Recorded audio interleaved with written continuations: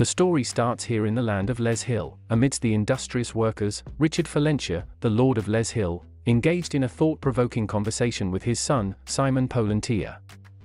Richard posed a question: "What do you believe is the most important virtue for a lord?" Simon paused to think and then offered, "Magnanimity, perhaps?" His father acknowledged that it wasn't a bad answer, and Simon followed up with, "What would be a better answer, then?" His father says a warm heart. Simon was confused. Richard explained that the essential virtue of a lord could vary significantly depending on the situation. It might require acting as a family member in some instances and, at times, even taking on the role of a villain.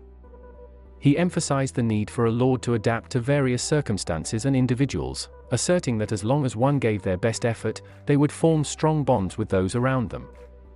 Their conversation was momentarily interrupted when Charles, who appeared visibly fatigued, called for Richard. Charles requested permission to discuss something with his master, which Richard gladly granted. During this time, Simon offered his assistance to Charles. Before they continued their conversation, Richard asked both Simon and Charles to take a step back for a moment. After uttering an incantation, he conjured a spell that brought forth a dark aura, shrouding him and stirring the breeze. Simon felt the impending arrival of a momentous event, and as if in response, a mystical circle materialized, beckoning forth undead beings that emerged from the earth. These undead beings turned their gaze towards Simon and Charles. Richard smiled and directed the undead to perform tasks, specifically pointing to some logs. Without hesitation, the undead began to work, carrying out Richard's commands efficiently. Richard couldn't hide his satisfaction and clapped happily at their performance. Charles expressed his gratitude, and Richard commended him, encouraging him to continue doing excellent work. Simon couldn't help but be impressed by his father's ability to effectively utilize the undead to assist in various tasks. It was a demonstration of the power and responsibilities that came with being the Lord of Les Hill. As Simon observed his father skillfully utilizing the undead to provide additional labor, he couldn't help but be impressed. The thought crossed his mind: he can supply additional labor using the undead. What a great necromancer he is! Necromancers were special magicians known for their mastery of black and dark magic. Simon's thoughts wandered back in time as he recalled a historical event. A long time ago, the Emperor of the Talhern Empire had sent 50,000 troops to combat the influence of necromancers. In response, the headquarters in Kizen dispatched only 10 necromancers to face the massive army. Despite the overwhelming odds, those 10 necromancers managed to turn all 50,000 soldiers into the undead, leading to the destruction of the Talhern Empire. This event marked the end of the so-called Rose Brigade and eventually led to the surrender of the Emperor of Talhern. The once powerful emperor met a miserable end, seated on the throne of his empire as a rotten corpse. This victory solidified the dominance of necromancers in the new era, allowing them to conquer half of the continent. However, another force emerged, posing a threat to the necromancers' domination. These were the priests, the only antagonists of the necromancers, who used divinity in service of the goddess Dave. The continent now teetered on an insecure peace, with these two powers standing against each other. Yet, all of these larger conflicts did not directly concern their small fief of Les Hill. Simon continued to watch his father and the undead as they worked seamlessly together. Les Hill had grown to become a notable town, recognized even by neighboring villages. In the midst of these powerful and complex forces, Simon Falentia, our protagonist, stood as the heir to the lordship of this fiefdom, ready to face the challenges and responsibilities that lay ahead. Simon returned home, and his mother, Anna Falentia, greeted him warmly, saying, "Simon, you're back." Simon replied with a smile, "Yes, Mom. I helped out with the logging." Anna, concerned about her son, said, "Then you must be hungry. Wait for just a moment." She went about preparing a meal, and Simon couldn't help but be curious about what she was cooking. He asked, "Mom, what's this?" Anna explained, "It's water infused with lihak mushrooms." Simon immediately expressed concern, saying, "But those are poisonous, Mom." However, his mother reassured him, "You're right, but don't worry. Your mom will make it edible." She then cast a priest magic on the food to make it safe to consume. Simon marveled at his mother's power, thinking, "The holiness of my mom's power as a former priest really shows." Every time I see her powers, I get curious about how Mom and Dad met when they're polar opposites." His thoughts were interrupted when Anna exclaimed, "Simon! Enough with staring at the mushrooms, why don't you come and eat?" Simon nodded and replied, "Okay." When Simon joined them at the table, he was surprised to see so many delicious foods at the table. As they began eating, Simon's father indulged in the food like a glutton, thoroughly enjoying the meal. Afterward, when Simon had taken a bath and returned to the common area, he observed his parents together. Their affectionate interactions made it seem as though they were still on their honeymoon, and Simon couldn't help but feel a warm sense of happiness in their presence. Simon was in his room, gazing at the moon when suddenly an envelope came flying, hitting him in the face and blocking his vision.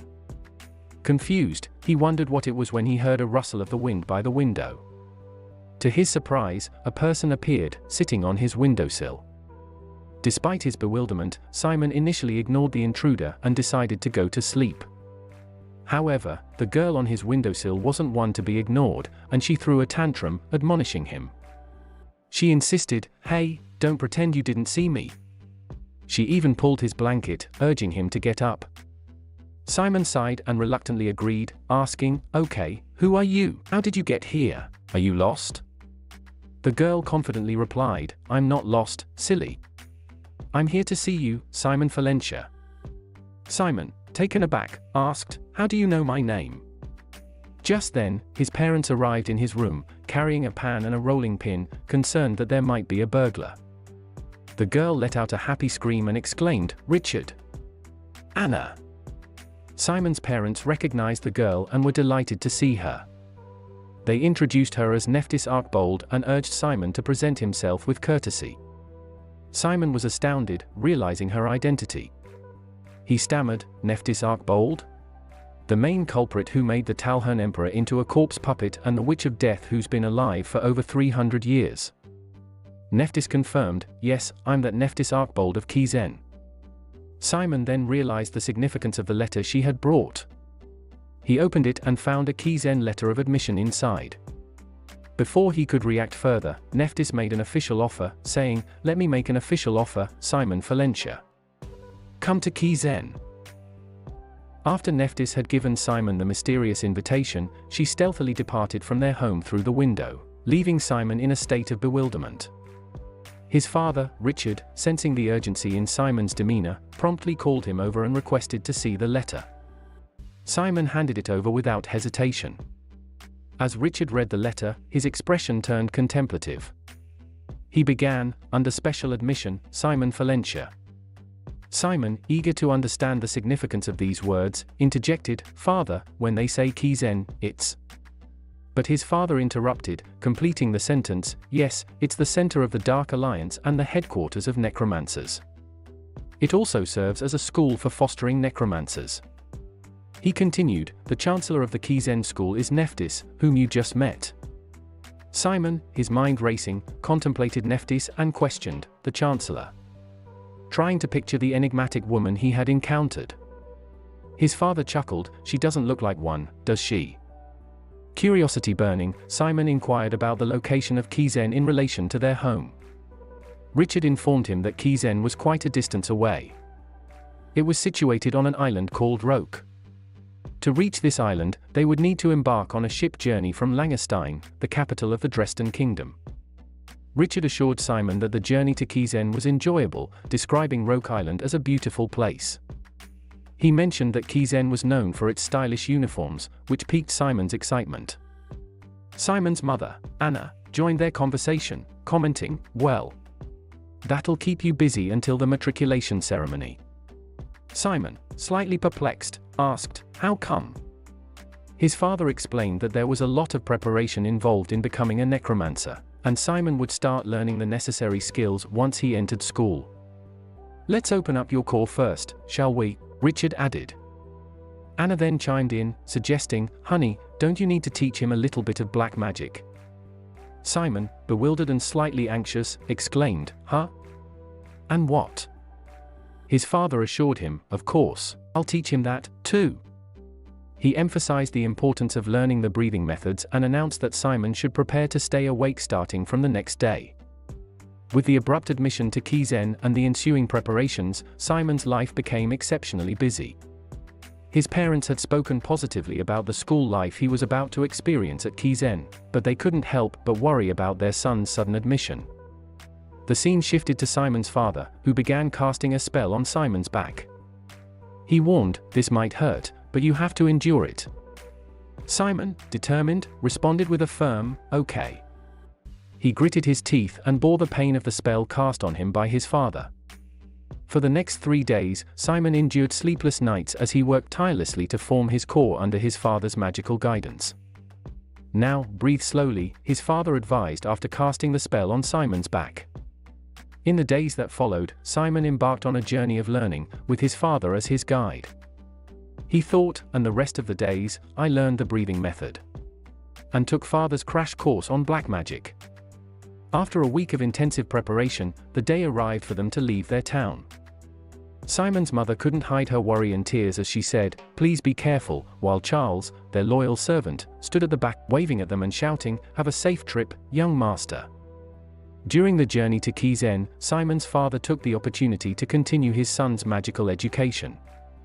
He instructed, "Draw the magic power floating around you in the atmosphere into your body and slowly begin to operate the mana." He guided Simon, saying, "Then, move it through your core." "That's it."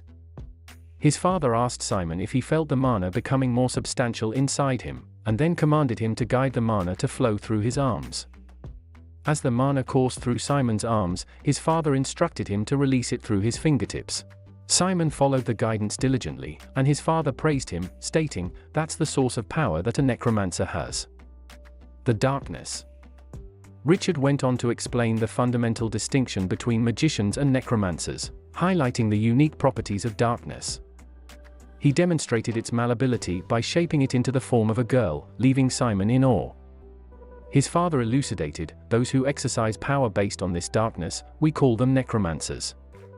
Acknowledging their limited time, Richard suggested they focus on the basics of extracting darkness into Simon's core, to which Simon readily agreed.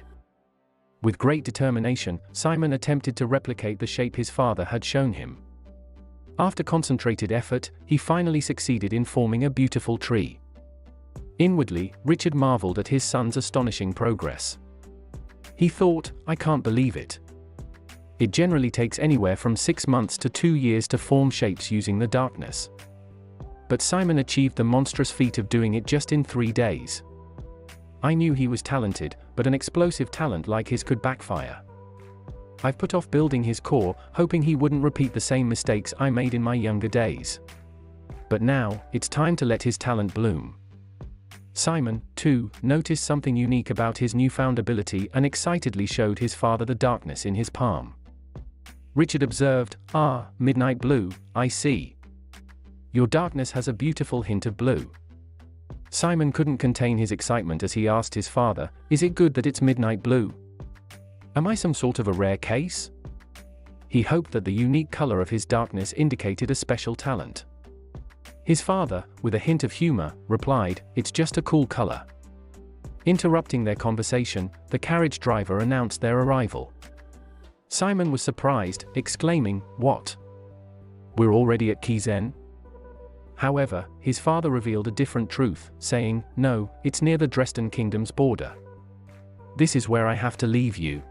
Simon was taken aback and asked in confusion, What do you mean, father?"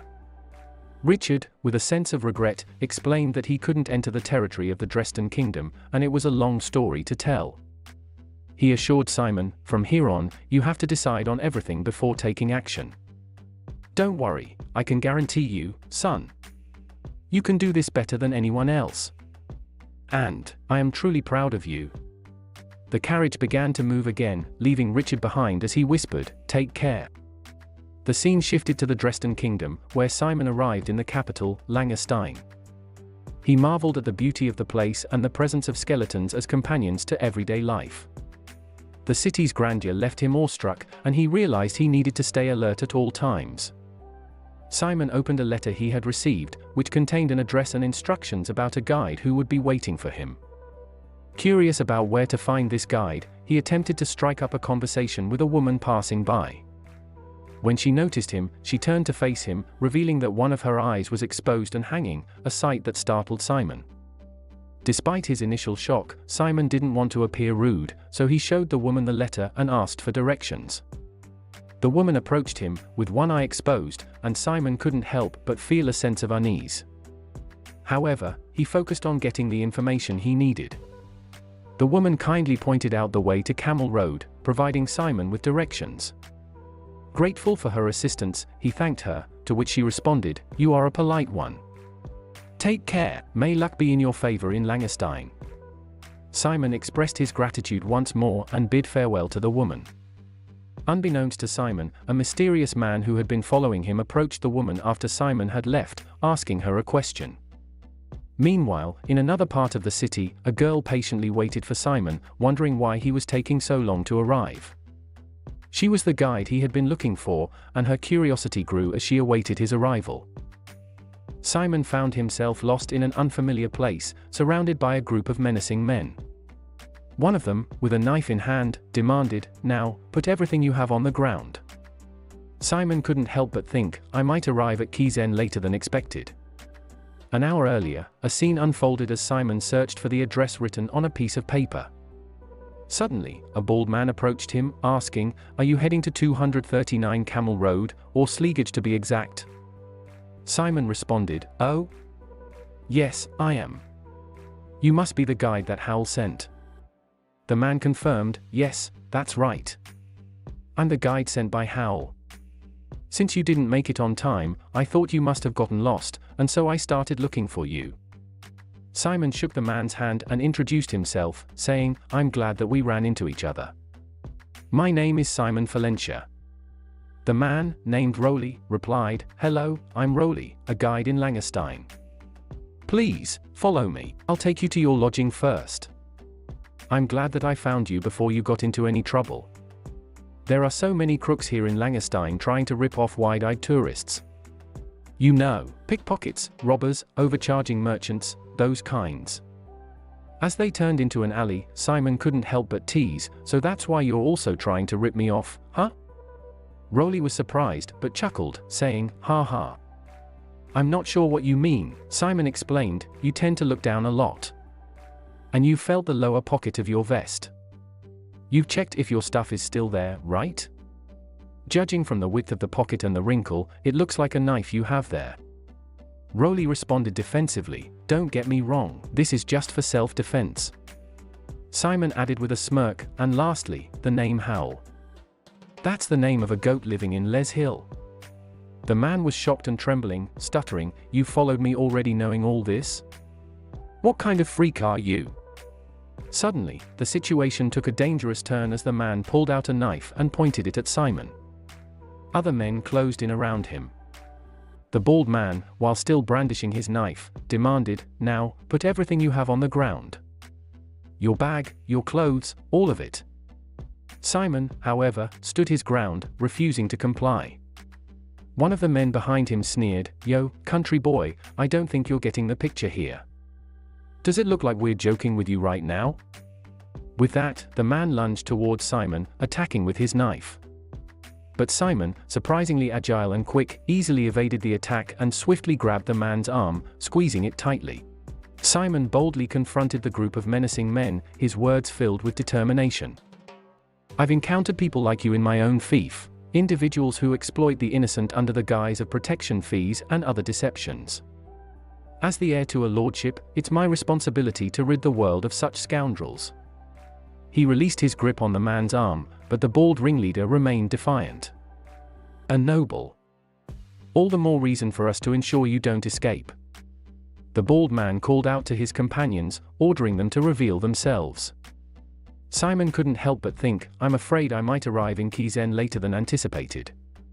However, just when the situation seemed dire, the girl who had identified herself as a guide earlier appeared on the scene. She expressed her impatience, saying, "I've been waiting for you for quite some time, and when you didn't show up, I decided to come and find you myself." All the men, including Simon, redirected their attention to the girl. She continued, "It appears you're dealing with a rather bothersome situation right now." The bald man attempted to reassure his gang, asserting, "Don't worry. We have the upper hand here. We'll deal with them swiftly and be on our way." His accomplices nodded in agreement. However, the girl remained resolute, cautioning them, "You might want to reconsider that assessment. Do you gentlemen happen to be aware that the building over there is actually a skeleton shop?" Suddenly, a horde of undead creatures, emitting eerie rattling sounds, surged forward as the girl issued a command. She ordered them, "Take care of them." One of the undead reached out and seized a man by the head, plunging the group into chaos as they were besieged by the relentless undead. Simon could only watch in astonishment as the tables were decisively turned. Now clearly defeated, the bald man pleaded, "We failed to recognize the great Necromancer. Please, show us mercy." The girl inquired, "Tell me, which group do you belong to?" The bald man confessed, "We're part of the Claven clan." The girl responded, "Ah, the Claven clan. Quite an influential group to resort to robbing a defenseless traveler's pockets. You should convey this message to your leader, Claven. Place his head on the ground with both hands behind his back, and have him crawl on his face all the way to the guard headquarters to surrender himself." The man pleaded for mercy once more, and the girl's anger flared. "What was that? Was that an order directed at me?" She added, "If he attempts deceit or doesn't show sufficient contrition, I will personally ensure the utter eradication of your entire clan in the name of Kizen." The man, utterly terrified, finally yielded, saying, "I'm sorry. I will remember your words." As Simon and the young girl prepared to leave, the atmosphere around them seemed to crackle with anticipation. The girl suddenly turned towards Simon, her eyes sparkling with curiosity, and inquired, "You must be Simon Valentia, right?" Simon nodded, his surprise evident, and replied, "Oh, yes, I am. Thank you for your help, but, who are you?" A faint blush tinged the girl's cheeks as she responded, "What do you think? I'm your actual guide." Without further ado, she took hold of Simon's arm and pulled him along, her voice filled with eagerness. "Let's go, my mom's waiting." Simon couldn't help but be taken aback. "Mom?" he thought, his confusion growing. As they reached a nearby fountain, the girl looked around anxiously, her worry palpable. "Where has she gone again? I've told her to wait here." Finally, the girl's eyes settled on a woman who appeared to be his mother, Nephthys, standing by an ice cream vendor. Nephthys seemed startled when called, and her daughter scolded her with a mix of exasperation and affection. "I told you to stay put," she said, wiping her mouth, which was still smeared with ice cream. "You always get lost, stop wandering around by yourself." Nephthys tried to explain, her eyes glistening, that ice cream vendor over there was having a free tasting event. She was on the brink of tears. Simon was thoroughly bewildered by this unexpected family dynamic. What is going on? Nephthys is her mom, not her younger sister? He wondered. Nephthys then turned her attention to Simon, raising her hand in greeting. "Anyway, you must be tired from the long trip here, Simon. I hope you learned some things from Richard." Simon nodded and replied, "Oh, yes, I've learned this." He demonstrated by summoning his darkness, a deep blue shade swirling in his hand. Both Nephthys and her daughter were amazed. Nephthys exclaimed, "Wow! It's been a while since I've seen darkness with a shade of blue." Her daughter chimed in, "But it still has the property of mana. It's still swirling like a flame, which means it's still in its vapor state." Well, he can learn how to use his core more effectively for that. He's going to learn that in school anyway, right? Then it's fine, all good. Nephthys called her daughter over and said, "Well then, Lorraine." Nephthys gave her a thumbs up and added, "I'll let you guide the new student." "I have faith in you, my daughter." Lorraine playfully complained, "You always make me do all the hard work." Nephthys left the scene happily, singing the word ice cream, and Lorraine officially introduced herself to Simon. She revealed that she was Lorraine Arkbold, a student of Kizen, just like Simon. Lorraine grabbed Simon's arm and asked, "Now, shall we go?" When Simon inquired about their destination, Lorraine replied with a smile, to go shopping for the new semester. Inside the library, Simon found himself caught up in a whirlwind of excitement and new experiences. Lorraine's enthusiasm was infectious as she described the thrill of preparing for the school year ahead.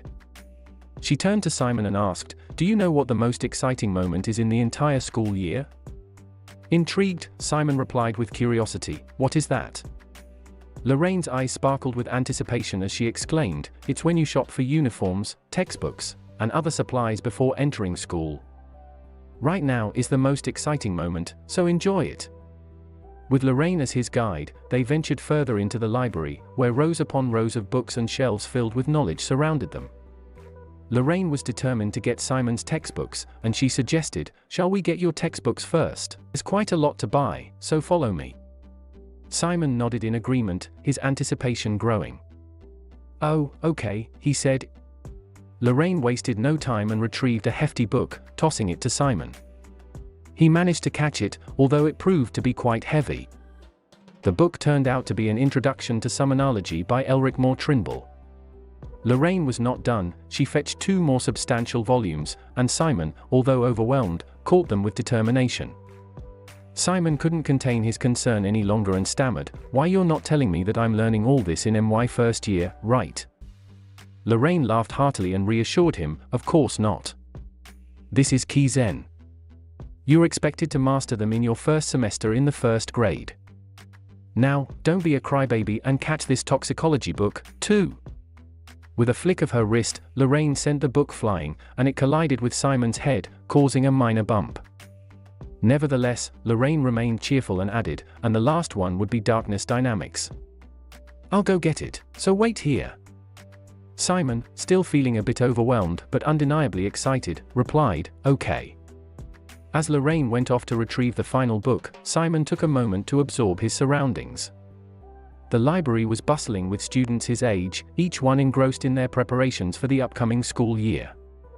Simon couldn't help but feel a sense of anticipation and camaraderie, realizing that he was about to embark on a new chapter in his life filled with knowledge, challenges, and the promise of lasting friendships. As Simon stood lost in thought amid the rows of books, an unexpected encounter jolted him. Without warning, a girl suddenly materialized and nearly collided with him. In a split-second reflex, Simon dodged to the side, but the girl wasn't as lucky. She stumbled and bumped into a bookshelf, causing books to come tumbling down. Reacting quickly, Simon rushed to shield the girl from the falling books, sparing her from any harm. She looked up at him with a mixture of embarrassment and gratitude, offering a sincere apology. Simon, ever polite, reassured her, "It's okay, I was the one in your way, all distracted. I'm sorry. If it's okay with you, could you help me put the books back? We might get yelled at." The girl agreed, and as they started to gather the scattered books, she struck up a conversation, "You're also a new student at Kizen, right?" Simon confirmed, "Yes, I am." Curiosity sparked in him as he wanted to learn more about his new acquaintance. The girl introduced herself as Cindy Vivace and asked for his name. Simon replied with a friendly smile, "I'm Simon Valencia." Cindy smiled in return and said, "I see, nice to meet you, Simon." She then added, "I'm from Shard in the north, so I don't have any close friends yet." Cindy's eyes lit up as he realized they were in the same boat. She responded warmly, "Since we're both new, it would be great if we could say hello to each other at school." Simon enthusiastically agreed, "Of course. I was actually going to ask you the same." As they finished returning the books to their shelves, Cindy mentioned, "Since we've put away all the books, I'll get going. My dad's waiting for me outside." Simon bid her farewell, saying, "Okay, see you at school." But as Cindy turned to leave, Simon called out to her, "Oh, wait, Cindy, won't you give me my wallet back?" Cindy was astonished and stammered, "Huh? I thought maybe I wouldn't get caught because I used spirit magic to steal it. How did you know?" Simon calmly explained, "Just my wallet was floating in the air just now." Cindy walked closer to him, poking his arm with a playful grin, and exclaimed, "You just noticed that? You must be kidding me. Are you also aiming to major in spiritology?" Simon, ever the diplomat, replied, "I haven't decided on it yet." Cindy was fired up and said, "Kizen is really on another level. Wow, I can't believe it. Kizen must be full of kids like you, right? I can't wait to start school." In his thoughts, Simon couldn't help but think that Cindy was rather shameless for a pickpocket. Cindy's excitement was palpable as she continued, "If we both major in spiritology, then we could see each other for 3 whole years. Let's compete with each other when the time comes, Simon, so exciting." She handed Simon his wallet back, and he caught it. Before leaving, Cindy conjured a magic swirl in her hand and said, looking forward to it. Don't be a stranger when you see me at school. A little later, Lorraine returned and informed Simon that they were out of copies of the Introduction to Darkness Dynamics. She assured him that once they had more copies, they would deliver them to his dorm. Simon expressed his gratitude, and then Lorraine suddenly nudged him playfully, saying, "By the way, who was that girl just now? Did you already make a friend?" Simon couldn't help but smile and replied, "I think so." Lorraine teased him even more, saying, "You don't need to be all awkward like that. You can be honest with me, like you have a crush on her or something." In Simon's thoughts, he couldn't help but recall how he'd almost had his wallet stolen.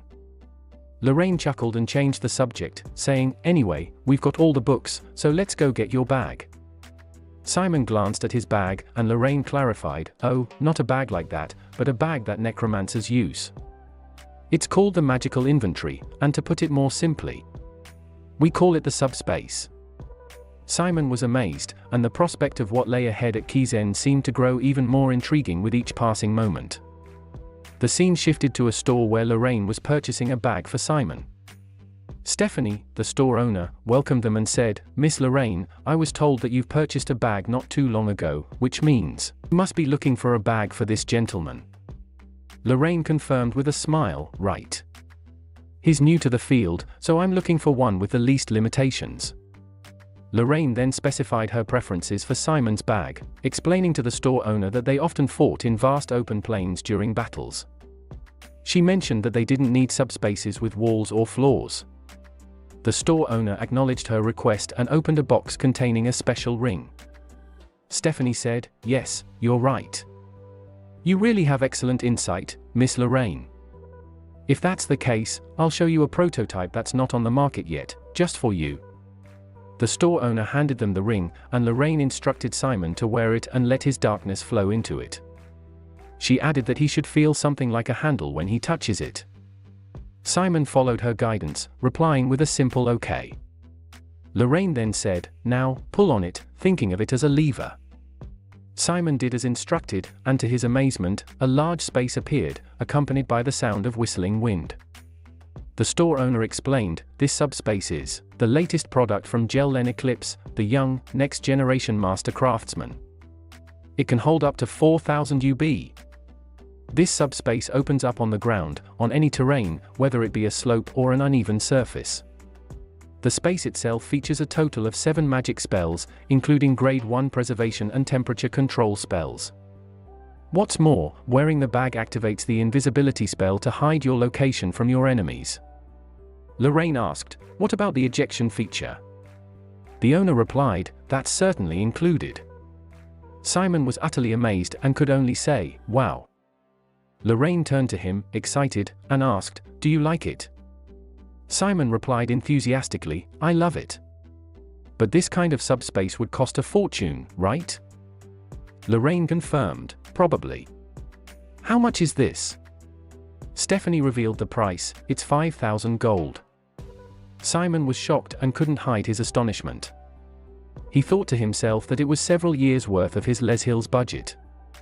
Lorraine decided to buy it and reassured Simon, saying, "Don't worry, it's not my money. It's on my mom." Simon asked in disbelief, "You're getting me this?" Lorraine replied confidently, "Yeah, we'll take it. This will do."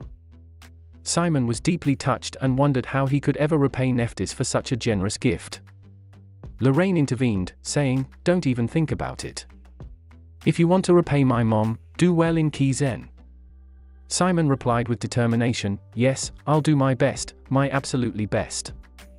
After leaving the store, Lorraine proposed, "Now that we have everything we need, let's have some fun." Simon was surprised and asked, "What, can we?" Lorraine was excited and exclaimed, "Of course. This is also part of today's schedule."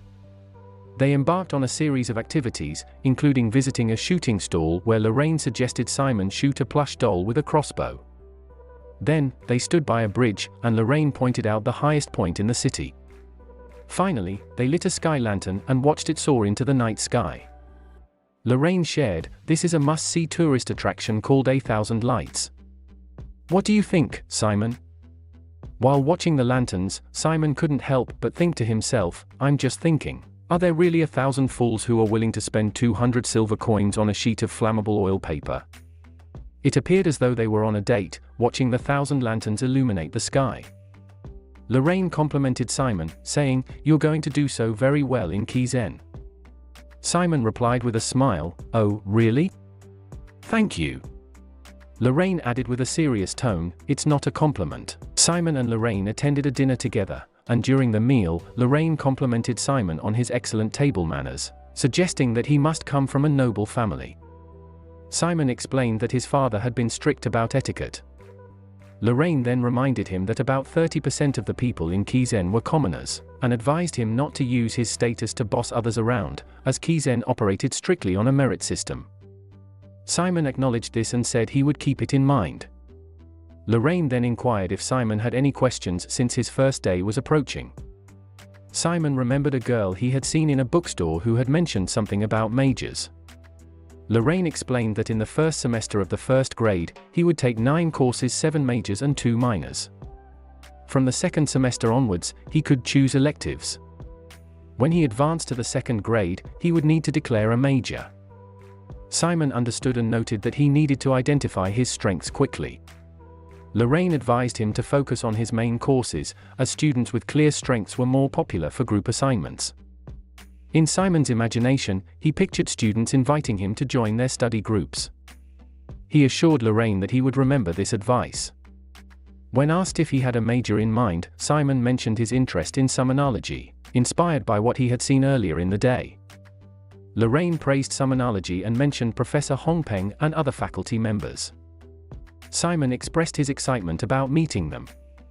After dinner, Lorraine warned Simon not to be late on his first day, joking that her mother would be upset if he was tired from their day out. Simon thanked Lorraine for the enjoyable day, saying he wouldn't forget it.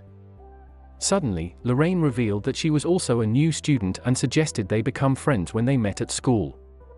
She said goodbye, leaving Simon in awe with an open mouth.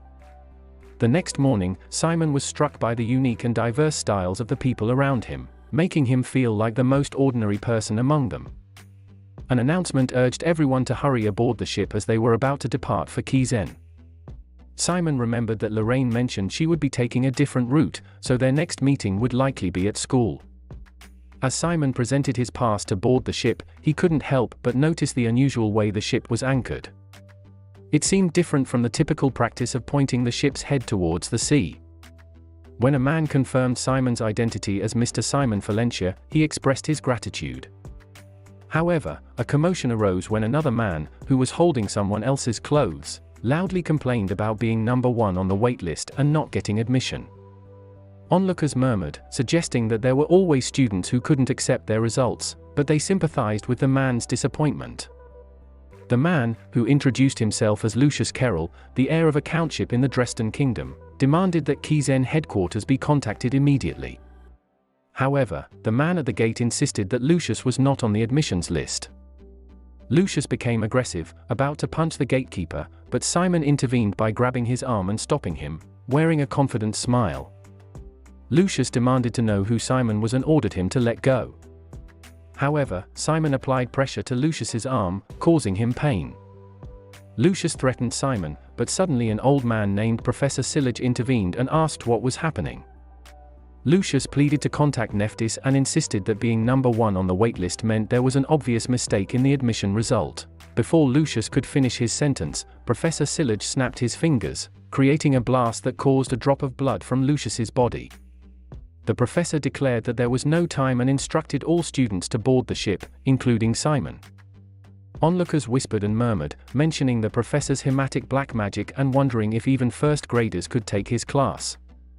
Simon was about to inquire about Lucius's well-being when the professor assured him that Lucius was still breathing. Simon replied with understanding, "Oh, I see." The professor emitted his red darkness and instructed all the students to board and be seated. He cautioned them that the ship might experience turbulence during the trip and asked them to remain seated until the next announcement. The students were awestruck by the professor's mysterious red darkness. As Simon took his seat, he couldn't help but wonder, but how is this ship supposed to sail to Kizen? It would need to back up to sail on the sea. The ship was then enveloped by a red shield, and a crew member reported to the professor that they would arrive soon. The professor commanded them to stay on course.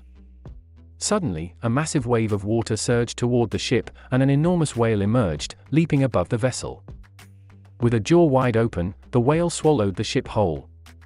Simon found himself inside the belly of the underworld whale, a massive underwater undead creature that obeyed Kizen's orders. This unique monster traveled the ocean worldwide, taking bites out of any harbor that Kizen designated for transport. Its annual duty included transporting new Kizen students to school. Despite being inside the creature's stomach, Simon thought, it's pretty pleasant in here. Considering how it's inside the stomach. It seems like there are also people living inside. Suddenly, someone approached Simon and praised him for speaking up in an awkward situation. The person remarked, "It was an awkward situation, but you still spoke up," and wham! Simon modestly replied, "It was nothing much." The man then introduced himself as Rowan, another new student. Simon shook his hand and said, "Nice to meet you.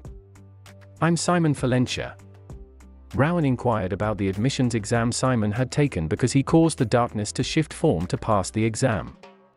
Perplexed, Simon wondered, "Admissions exam? I didn't take any. Nephthys just came and shoved the admissions letter at me." Not wanting to reveal that he hadn't taken a traditional exam, he hesitated.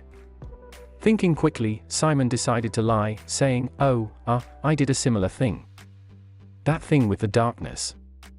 Rowan, believing the fabricated story, responded, "Oh, what a coincidence." Their conversation was interrupted when an announcement rang out, instructing all students to return to the ship and be seated as they would be arriving shortly. Simon and Rowan were surprised at how quickly their departure had come, especially since they had just left the dock. As Rowan and Simon returned to the ship, they noticed that the waters had grown a bit rougher. The professor on board raised his hand and cast a magic spell, creating a red barrier that shielded the ship from the splashing water. The ship began to act up, and an announcement informed the new students that they might experience turbulence upon arrival. They were instructed not to get up and were advised to hold onto the handrails in front of their seats in preparation for any impact. A massive wave passed under the ship, causing it to lift off like a plane taking off. The students inside were sent flying by the impact. However, a brilliant flash of light appeared, and suddenly, the ship was flying gracefully. Simon saw the beautiful scene and he called Rowan to see it too. The professor once again cast his dark magic to envelop the ship in a protective red barrier. Eventually, the ship landed with a forceful impact, signaling their arrival at Kizen. The roll-up ramp of the ship lowered, and the scene shifted to the entrance of the academy. Guards directed the new students to line up in rows of fours and announced that they would be distributing uniforms. Male students were directed to the dressing rooms on the right, while female students used the ones on the left. They were given 5 minutes to change and assemble outside. Simon received his uniform with a smile and admired it. As he put it on, he thought, "It's a stylish uniform like Father said. I could even wear this to a banquet." Nearby students commented on the uniform's unique features, such as magic spells and its sturdiness, which made it suitable for combat. A teacher called out for everyone to come out, as they were about to move. The adventure at Kizen was about to begin. After changing into their uniforms, the boys stepped out of the changing room and were momentarily taken aback when they saw the girls' uniforms. They couldn't help but think, the girls' uniform is much prettier. The teacher then informed the students that they would be heading to the auditorium. Rowan, clearly excited, turned to Simon and exclaimed, "Simon, you look great in the uniform." He raised both hands, clenching his fists, and added, "I just can't believe it. Is this happening for real? We're in Kizen. I'm not dreaming, right?" Simon reassured Rowan, saying, "Don't worry, it's real." Curious about the large number of students around them, Simon asked, "By the way, are all these people new students? There seems to be so many." Rowan confirmed, "Of course. There are 1,000 students just for the first grade." Simon was left in awe, exclaiming, "1,000? Rowan continued to explain, "Yes, and it shrinks to 300 in the second grade, and not even 150 students would be left in the third." Among the 1,000 students here, only the top 30% can advance to the second grade.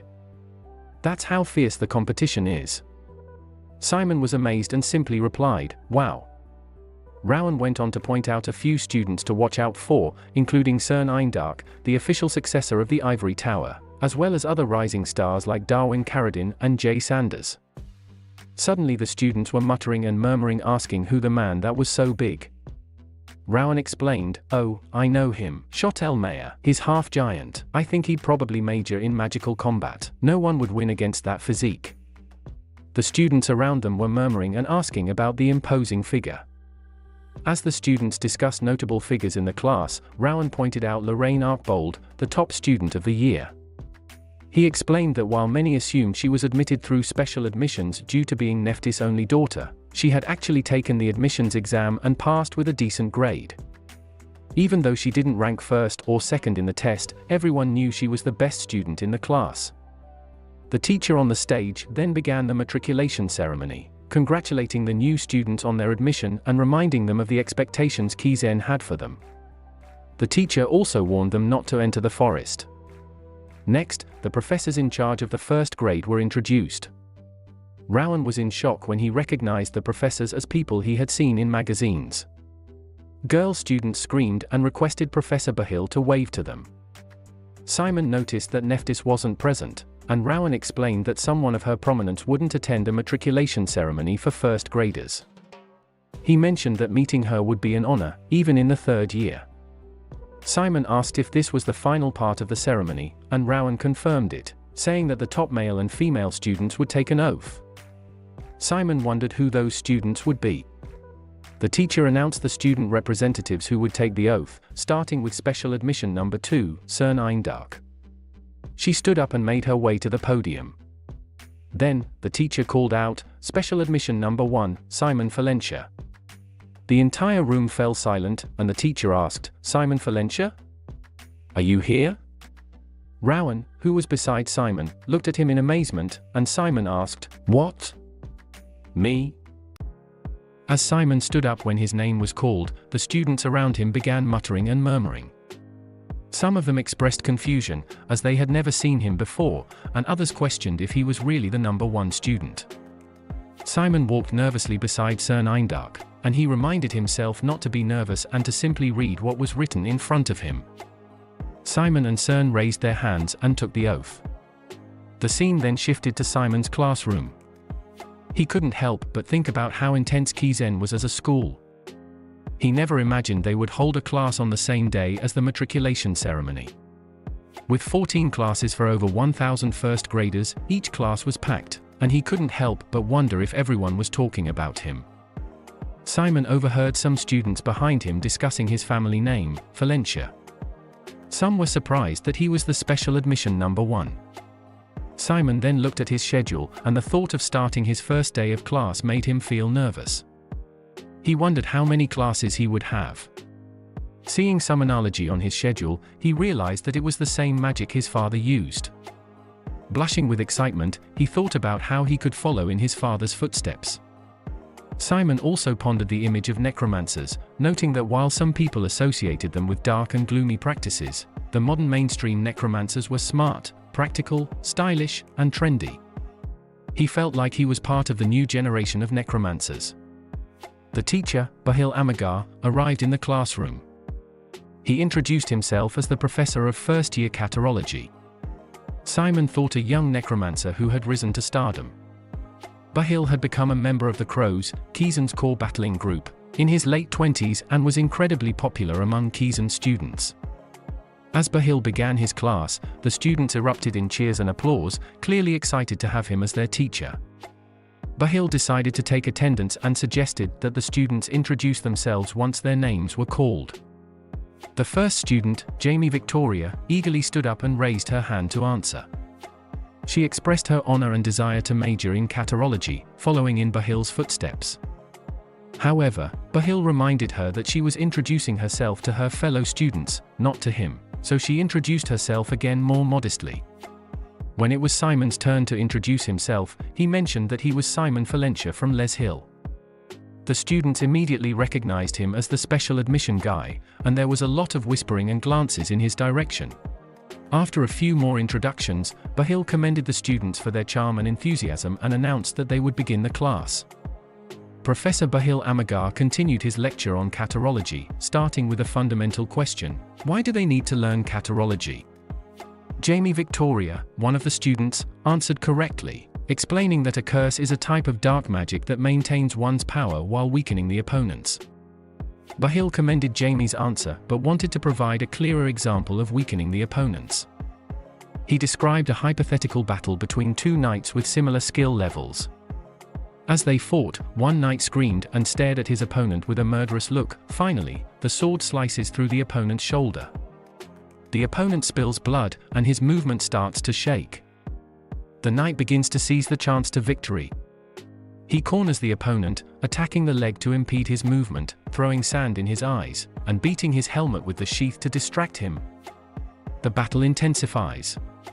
And at last, the knight finally cuts off the opponent's head, letting it fall to the ground. Bahil emphasized that even the most primitive battles are about weakening the opponent to achieve victory. The students were amazed by his explanation. He then demonstrated how necromancers fight and how curses work. Drawing a stickman on the board, he asked the students how a necromancer would defeat this person. After his explanation and a practical demonstration, the students were amazed and shouted praises to Professor Bahil. Bahil explained that curses have a simple structure and quick activation, making them effective in shaking up opponents with minimal effort. He used magic to demonstrate the power of curses by temporarily sticking a student's head to the table. The students were captivated and found Caterology incredibly cool. Bahil encouraged the students to consider taking his class in the second semester, stating that Caterology is the core of modern necromancers and has excellent compatibility with other studies. He believed it was the most effective way to stand against their main enemies, the priests. Bahil continued the discussion, asking the students to explain how cursing is better than blessing, given that necromancers have cursing and priests have blessing.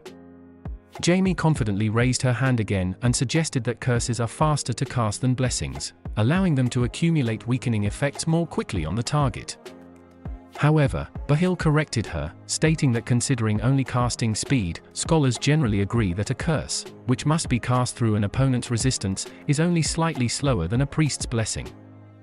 He wanted the students to think beyond casting speed to identify other factors that might make cursing better than blessing. Bahil inquires, "Is there anyone else?" Hector Moore raises his hand and remarks, "There are hardly any individuals who focus on strengthening their weaker aspects." Curious, Bahil asks, "What was your name again?" Hector replies, "Hector Moore." Bahil assures him that he'll remember that. This statement impresses his classmates, and Bahil continues, "What Hector said is absolutely correct. It's because weakening spells cannot be countered through training alone.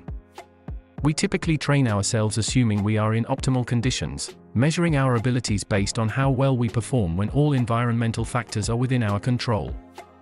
However, humans are more fragile than they appear, and even the slightest alteration can have a profound impact. In other words, defeating an archer aiming at you doesn't require severing their entire arm. You can hinder their vision with conjunctivitis, induce nausea, distort their sense of distance, or divert their attention to something else. With these tactics, you can evade an arrow that was intended to strike you. Necromancers possess numerous means to disrupt their adversary's state. Just contemplate this: when you're fatigued or suffering from a severe stomachache, not many of you would dedicate your time to preparing against curses, would you? Most likely, you'd simply take the day off. The students burst into laughter. As the classroom buzzed with anticipation, Bahil's words hung in the air, emphasizing the importance of understanding the art of weakening others rather than just focusing on self-strengthening. The students absorbed this thought-provoking notion. In the midst of this discussion, a faculty member made a sudden entrance into the room, carrying a curious-looking correction device. The arrival of this device piqued the students' curiosity and added an air of mystery to the proceedings. Nervous thoughts raced through Simon's mind as he contemplated the prospect of delving into dark magic right from the very first class. Bahil acknowledged the potential embarrassment that came with using a correction device, particularly for a Kizen student, but recognized its necessity for this introductory class. This comment stung Simon's ego, but Bahil followed it up with a word of caution, reminding the students not to become overly reliant on the device to avoid developing bad habits. With a sense of enthusiasm and purpose, Bahil clapped his hands, igniting a renewed energy in the classroom. He announced their next task with determination, declaring that they would begin practicing the exhaust and exhaustion curse. The instructions were clear: grasp the handles of the correction device and channel their darkness into the mold. Bahil emphasized the critical role of forming the main rune word with precision, explaining that these rune words, composed of specific letters with magical properties, would be the key to invoking their desired magical effects. With their magic circles completed, the students were now ready to lift them into the air. Simon diligently followed Bahil's instructions, displaying a confident smile as he attempted to create his magic circle. However, his circle displayed signs of instability, unlike those of many of his fellow students, and ultimately dissolved. Simon reflected on the reasons behind the collapsing magic circles. He understood that these issues could be attributed to a lack of proper refinement in the use of darkness, or potential weaknesses in the circle's binding. Encouraged by Bahil, the class progressed to practical exercises involving plants and curse spells. Hector and another student successfully executed the spell as instructed by Bahil, highlighting the variance in magical skills among the students. Simon, however, continued to struggle with forming his magic circle. Bahil advised the successful students to further enhance their skills by practicing the spell's speed, and eventually attempting the task without the assistance of the correction device. Meanwhile, Simon remained perplexed by his struggles, questioning the reasons behind his repeated failures. Recalling advice from Lorraine and Nephthys, Simon recognized the need to return to basics due to his limited proficiency in handling mana. He decided to concentrate and adjust his approach, aiming to gather as much mana as possible before directing it to the circle's core. As a result, his darkness became refined and more stable, prompting him to act swiftly before his magic circle could collapse again. With renewed determination, Simon utilized the correction device, successfully casting the spell to exhaust and wither the plant. A triumphant smile and a clenched fist revealed his happiness at the accomplishment, even though Hector seemed visibly irritated by his success. Bahil, after applause, declared the end of their practice session with a firm tone. He addressed the students who had struggled, saying, "For those of you who couldn't quite master it, I encourage you to continue practicing when you return to your dorms." Simon let out a relieved sigh as he successfully performed the spell. However, Bahil swiftly moved on, proclaiming, "Now, for the rest of our class, we'll put the magic we've learned today into practical use." Simon's anxiety resurfaced, his anticipation growing. With a keen eye, Bahil noticed the presence of a special talent among them, announcing, "I see that special admission number 1 is among us. Simon Valencia, please step forward." All eyes turned to focus on Valencia, and the entire class buzzed with curiosity, wondering about the extent of his magical abilities. Bahil continued, considering who would be a suitable opponent for the exceptional number 1. He mused aloud, who might make for a worthy adversary for our top student. Let's see. I've noticed a few students with impressive admission exam scores. Hector Moore, please join us up front. Simon and Hector advanced to the center of the classroom stage, where Bahil proceeded to lay out the rules.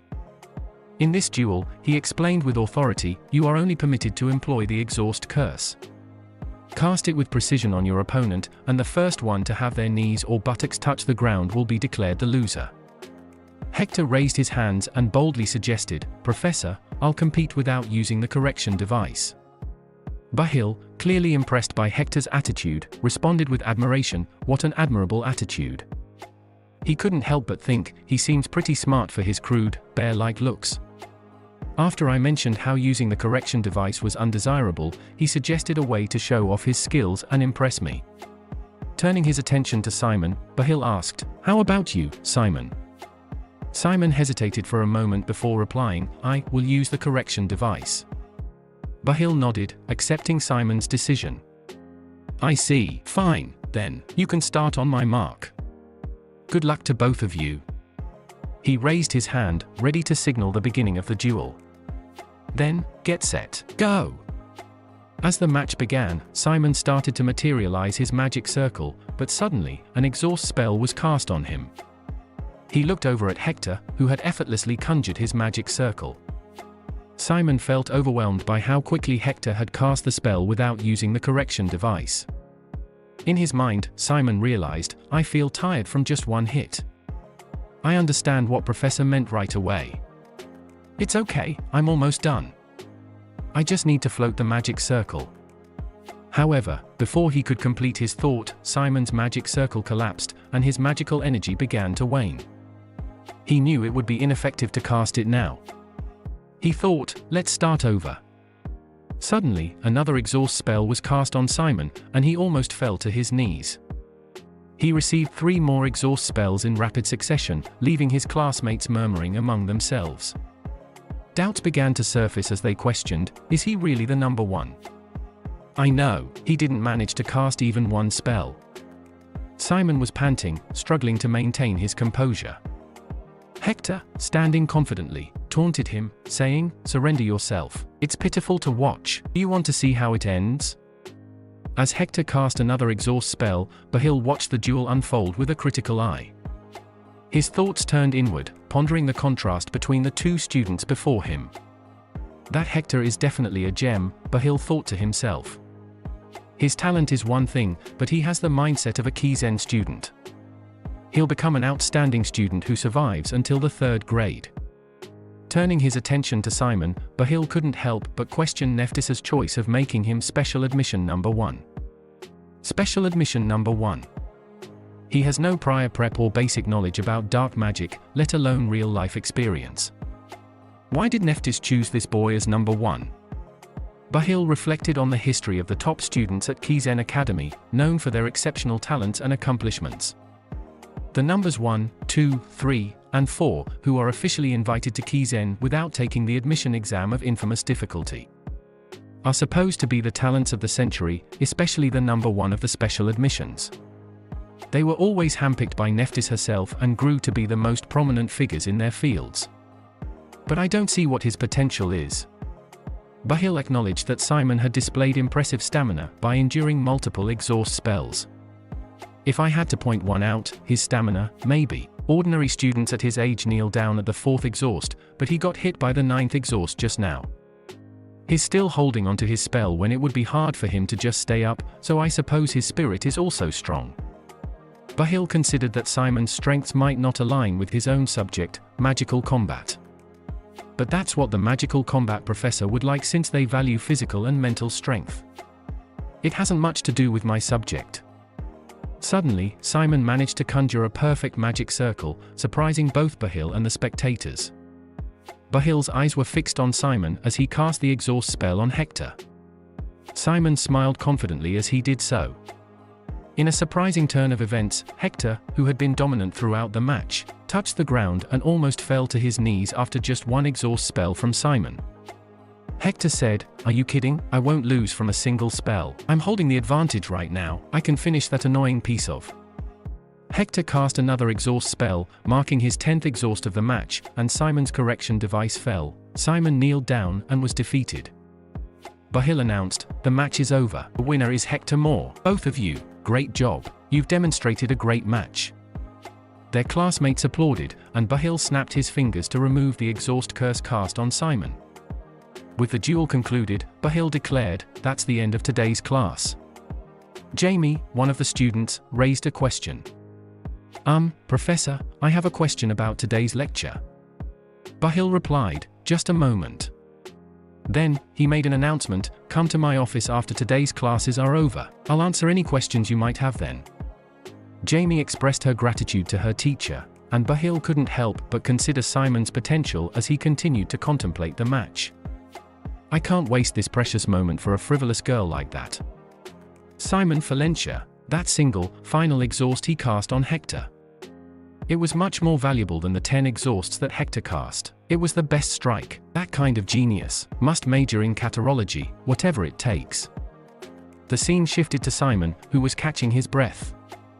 He muttered, "I was tired," and the plant, responding to his exhaustion, seemed to agree, saying, "Me too." After Simon's exhausting battle with Hector, he found himself leaning on the table in his classroom, completely drained. He couldn't help but wonder why all the classes at Kizen were so demanding. He turned to his classmate Dick and asked why the classes were so tiring. Dick chuckled and explained that it was because Simon was the top special admission pick. Simon was puzzled and asked, "What does that have to do with my class being so hard?" He elaborated, "At Kizen, the competition is fierce not only among the students, but among the professors too. Professors with poor performance can get fired in the middle of the semester, and there are times when monthly salaries change. Those who produce great results also have more influence within Kizen. So, all the professors are eager to have good students in their classes. Just imagine having special admission number 1 in your class. The professors called you out in every class to assess your skills." Dick further explained, "Yes, and Malin Villine was your counterpart." Simon recalled her name and said, "Oh, was it Malin Villine?" Dick confirmed, "Right, she's the top of Class A and also the top of the whole first grade class. So, it's easy to figure out how good you are if they test you against her." Simon admitted, "But I couldn't win against her even once. I barely cast one spell on Hector, too." Dick reassured him, saying, "That's why all the professors were confused. They thought you were an excellent student, but it turns out you were just a beginner." Simon agreed and said, "I see. Hey, by the way, thank you for explaining all this, but who are you?" Dick was surprised and said, "How could you be so cold? We all introduced ourselves during Professor Bahill's class. I'm Dick Hayward, in the same Class A." Simon apologized, saying, "There are just too many people." Dick laughed and replied, "Well, what's it like for you? It seems like everyone is talking about you." Simon admitted, "They're probably talking about how the special admission guy is not so special after all." Dick laughed again and said, "Don't let that get to you. It's normal to be like you. I don't understand what all the fuss is on the first day of school, but it's only midday, and you look very worn out."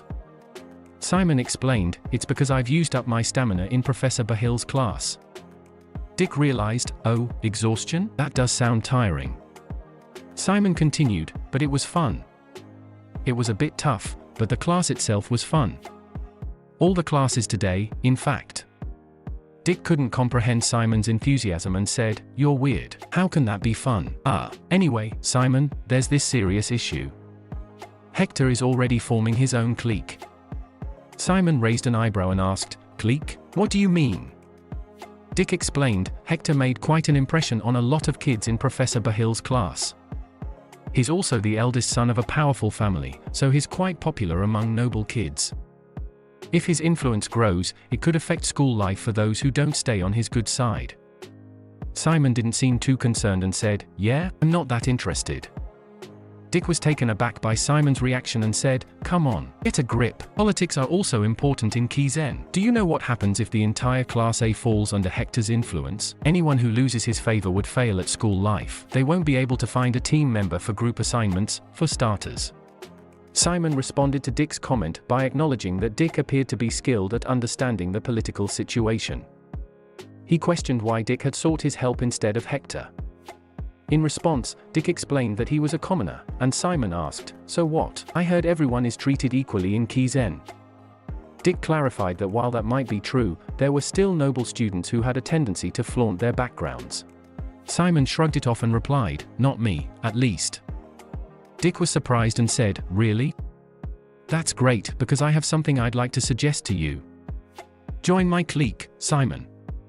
Whether you lack skills or think people are saying you do, it's still true that you're the special admission number 1. Kids who took prep lessons may seem better in class now, but it'll all even out later on, and Nephthys would have brought you in through special admissions for a reason. In other words, you're hiding talents that even you yourself don't know yet." Simon paused for a moment, smiled, and replied, "I don't know about cliques, but how about being friends?" Dick was a bit taken aback but then chuckled and said, "Wow, that's such an awkward word to hear in Kizen. It's so cringy." "Well, still, it would be okay to have a friend, I suppose." They shook hands, and Simon added, "Right, let's be friends." Dick informed Simon that they should head to their next class soon, as it was about to begin.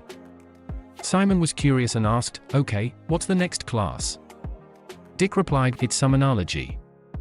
Simon's eyes lit up with excitement, and he exclaimed, "Really?" In his mind, "Now I can summon creatures just like Father." They made their way to the classroom, where they encountered some students who were gossiping about Simon. One student commented, "Oh, there goes the special admission #1, and another added sarcastically, "The biggest farce in the history of Kizen. He's supposedly better than CERN, Chotel, and Lorraine." Hector was silently observing the situation, but Dick advised Simon not to pay attention to those attention-seeking remarks. However, Simon seemed unfazed and was genuinely excited about their next subject. He told Dick, "I'm excited." Dick responded, "You are one weird kid." Simon was surprised and asked, "Really? No one said that to me before." Dick said, "I think you will hear that a lot from now on." Aaron Deere, the Summonology teacher for the semester, arrived at their classroom appearing disheveled, yawning, and scratching his head. His disheveled appearance left the students uncertain whether he was a professor or just someone who had gotten lost. He introduced himself and began his introductory talk with some unsettling information. Aaron mentioned that Summonology was the root of all necromancers and their history, but it originated from practices such as coffin bearers, grave robbers, and necrophiliacs. This left Simon and Dick confused and bewildered, as Aaron's words didn't sound like those of a typical Summonology professor. Aaron continued his talk by addressing the disadvantages of studying Summonology, contrary to what other professors might do. He mentioned that Summonology was costly, with materials fees that could be higher than all other subjects combined. The materials used in Summonology, such as skeleton sets and specially treated corpses for zombies, were expensive and often for one-time use. This meant that those who majored in Summonology couldn't expect to make money from their studies. The second disadvantage Aaron pointed out was the high dependence on creatures. Since Summonology involved fighting with summoned creatures, a summoner's power would drastically decrease by over 80% if their creatures were destroyed. This reliance on creatures was related to the first disadvantage, as the cost of replacing or repairing creatures could be substantial. Lastly, Aaron emphasized that Summonology was weak in battles against priests and was generally unsuitable for modern warfare. It could shine during all-out wars when materials for summoning were plentiful on the battlefield, but in modern, localized conflicts, curses and spirit controllers were more popular. Additionally, priests could easily dismantle summoned undead with holy spells, making it costly and inefficient for summoners to rebuild their forces. Aaron concluded by telling the students that despite these disadvantages, the decision to major in Summonology was ultimately theirs to make. Out of the blue, a student named Jamie Victoria raised her hand and introduced herself, exclaiming, "I'm Jamie Victoria. I'd also like to inquire about the benefits of studying Summonology." Aaron, the professor, responded with a hint of surprise, "I don't recall opening the floor to questions just yet." Jamie quickly offered an apology for her eagerness. Aaron then proceeded to discuss the advantages, stating, "In terms of advantages, consider the quantity, the potential for diverse strategies, and the support provided by the creatures you summon." Simon and Dick in their minds wondered, "Don't you think you're skipping over the advantages too much?" Aaron continued, "It's your choice whether you take Summonology in the second semester. But make sure to bear one thing in mind. Don't even dream of setting foot in this field if you don't have the guts for it."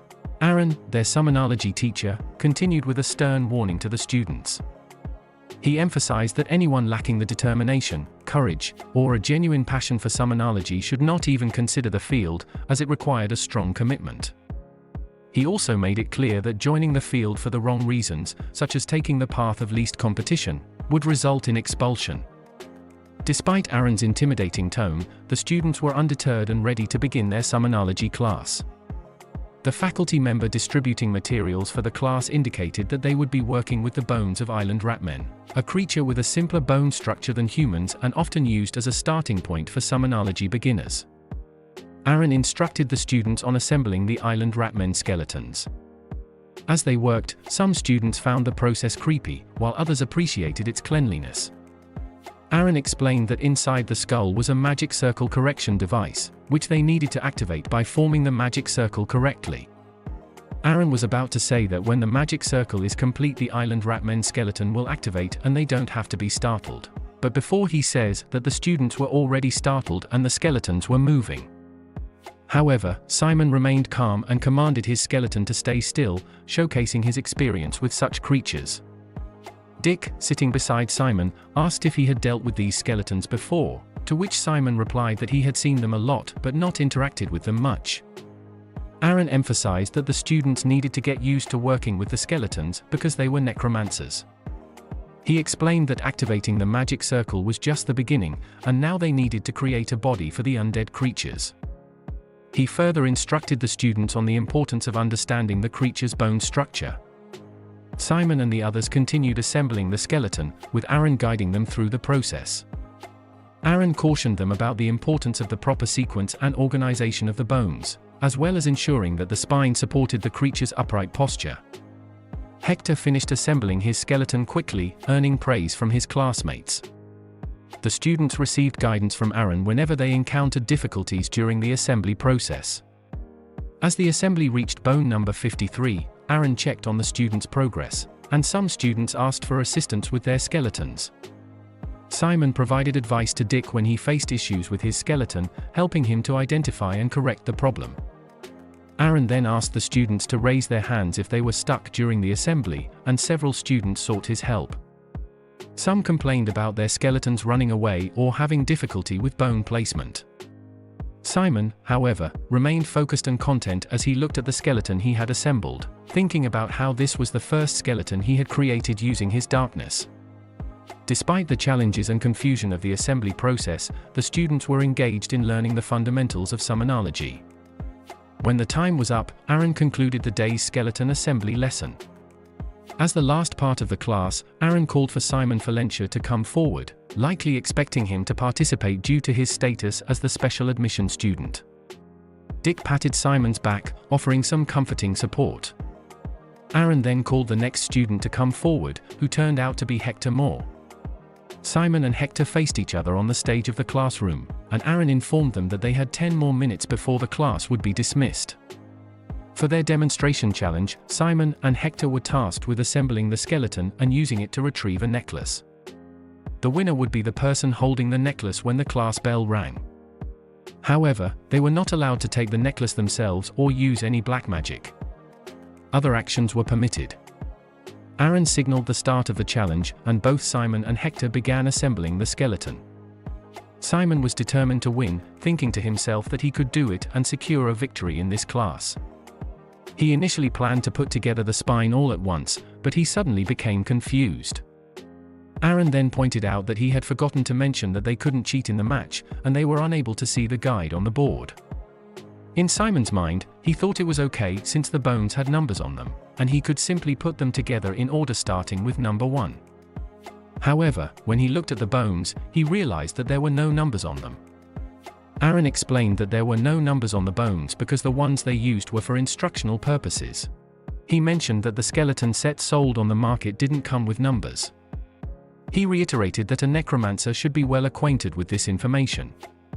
Simon found himself facing a new challenge in the demonstration, trying to assemble the skeleton without the numbered guidance he had relied on earlier. As Simon contemplated how to assemble the skeleton, Hector was already near completion. Simon encouraged himself not to give up, as he had successfully assembled a skeleton before. He began by recalling the sequence, starting with the number 2 neck bone.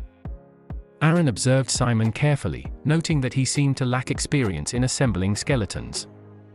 He wondered if Simon had ever taken a preparatory course. Meanwhile, Hector, with his prior knowledge, appeared confident in his abilities. Aaron voiced his belief that Hector was the only one in the class with any talent, and Hector's skeleton was almost complete. In Hector's mind, he aimed to not only win but also to break Simon's confidence as the special admission number 1. Hector successfully finished assembling his skeleton and watched as it moved towards Aaron's desk to obtain the necklace. The condition was that the student with the necklace at the sound of the bell would be declared the winner. With only 5 minutes remaining, Simon knew that if Hector held onto the necklace, he would win. Simon decided to abandon his attempt at a perfect assembly and followed his intuition. He focused on simplicity, prioritizing speed over precision. Simon decided to build the skeleton based on his gut feeling.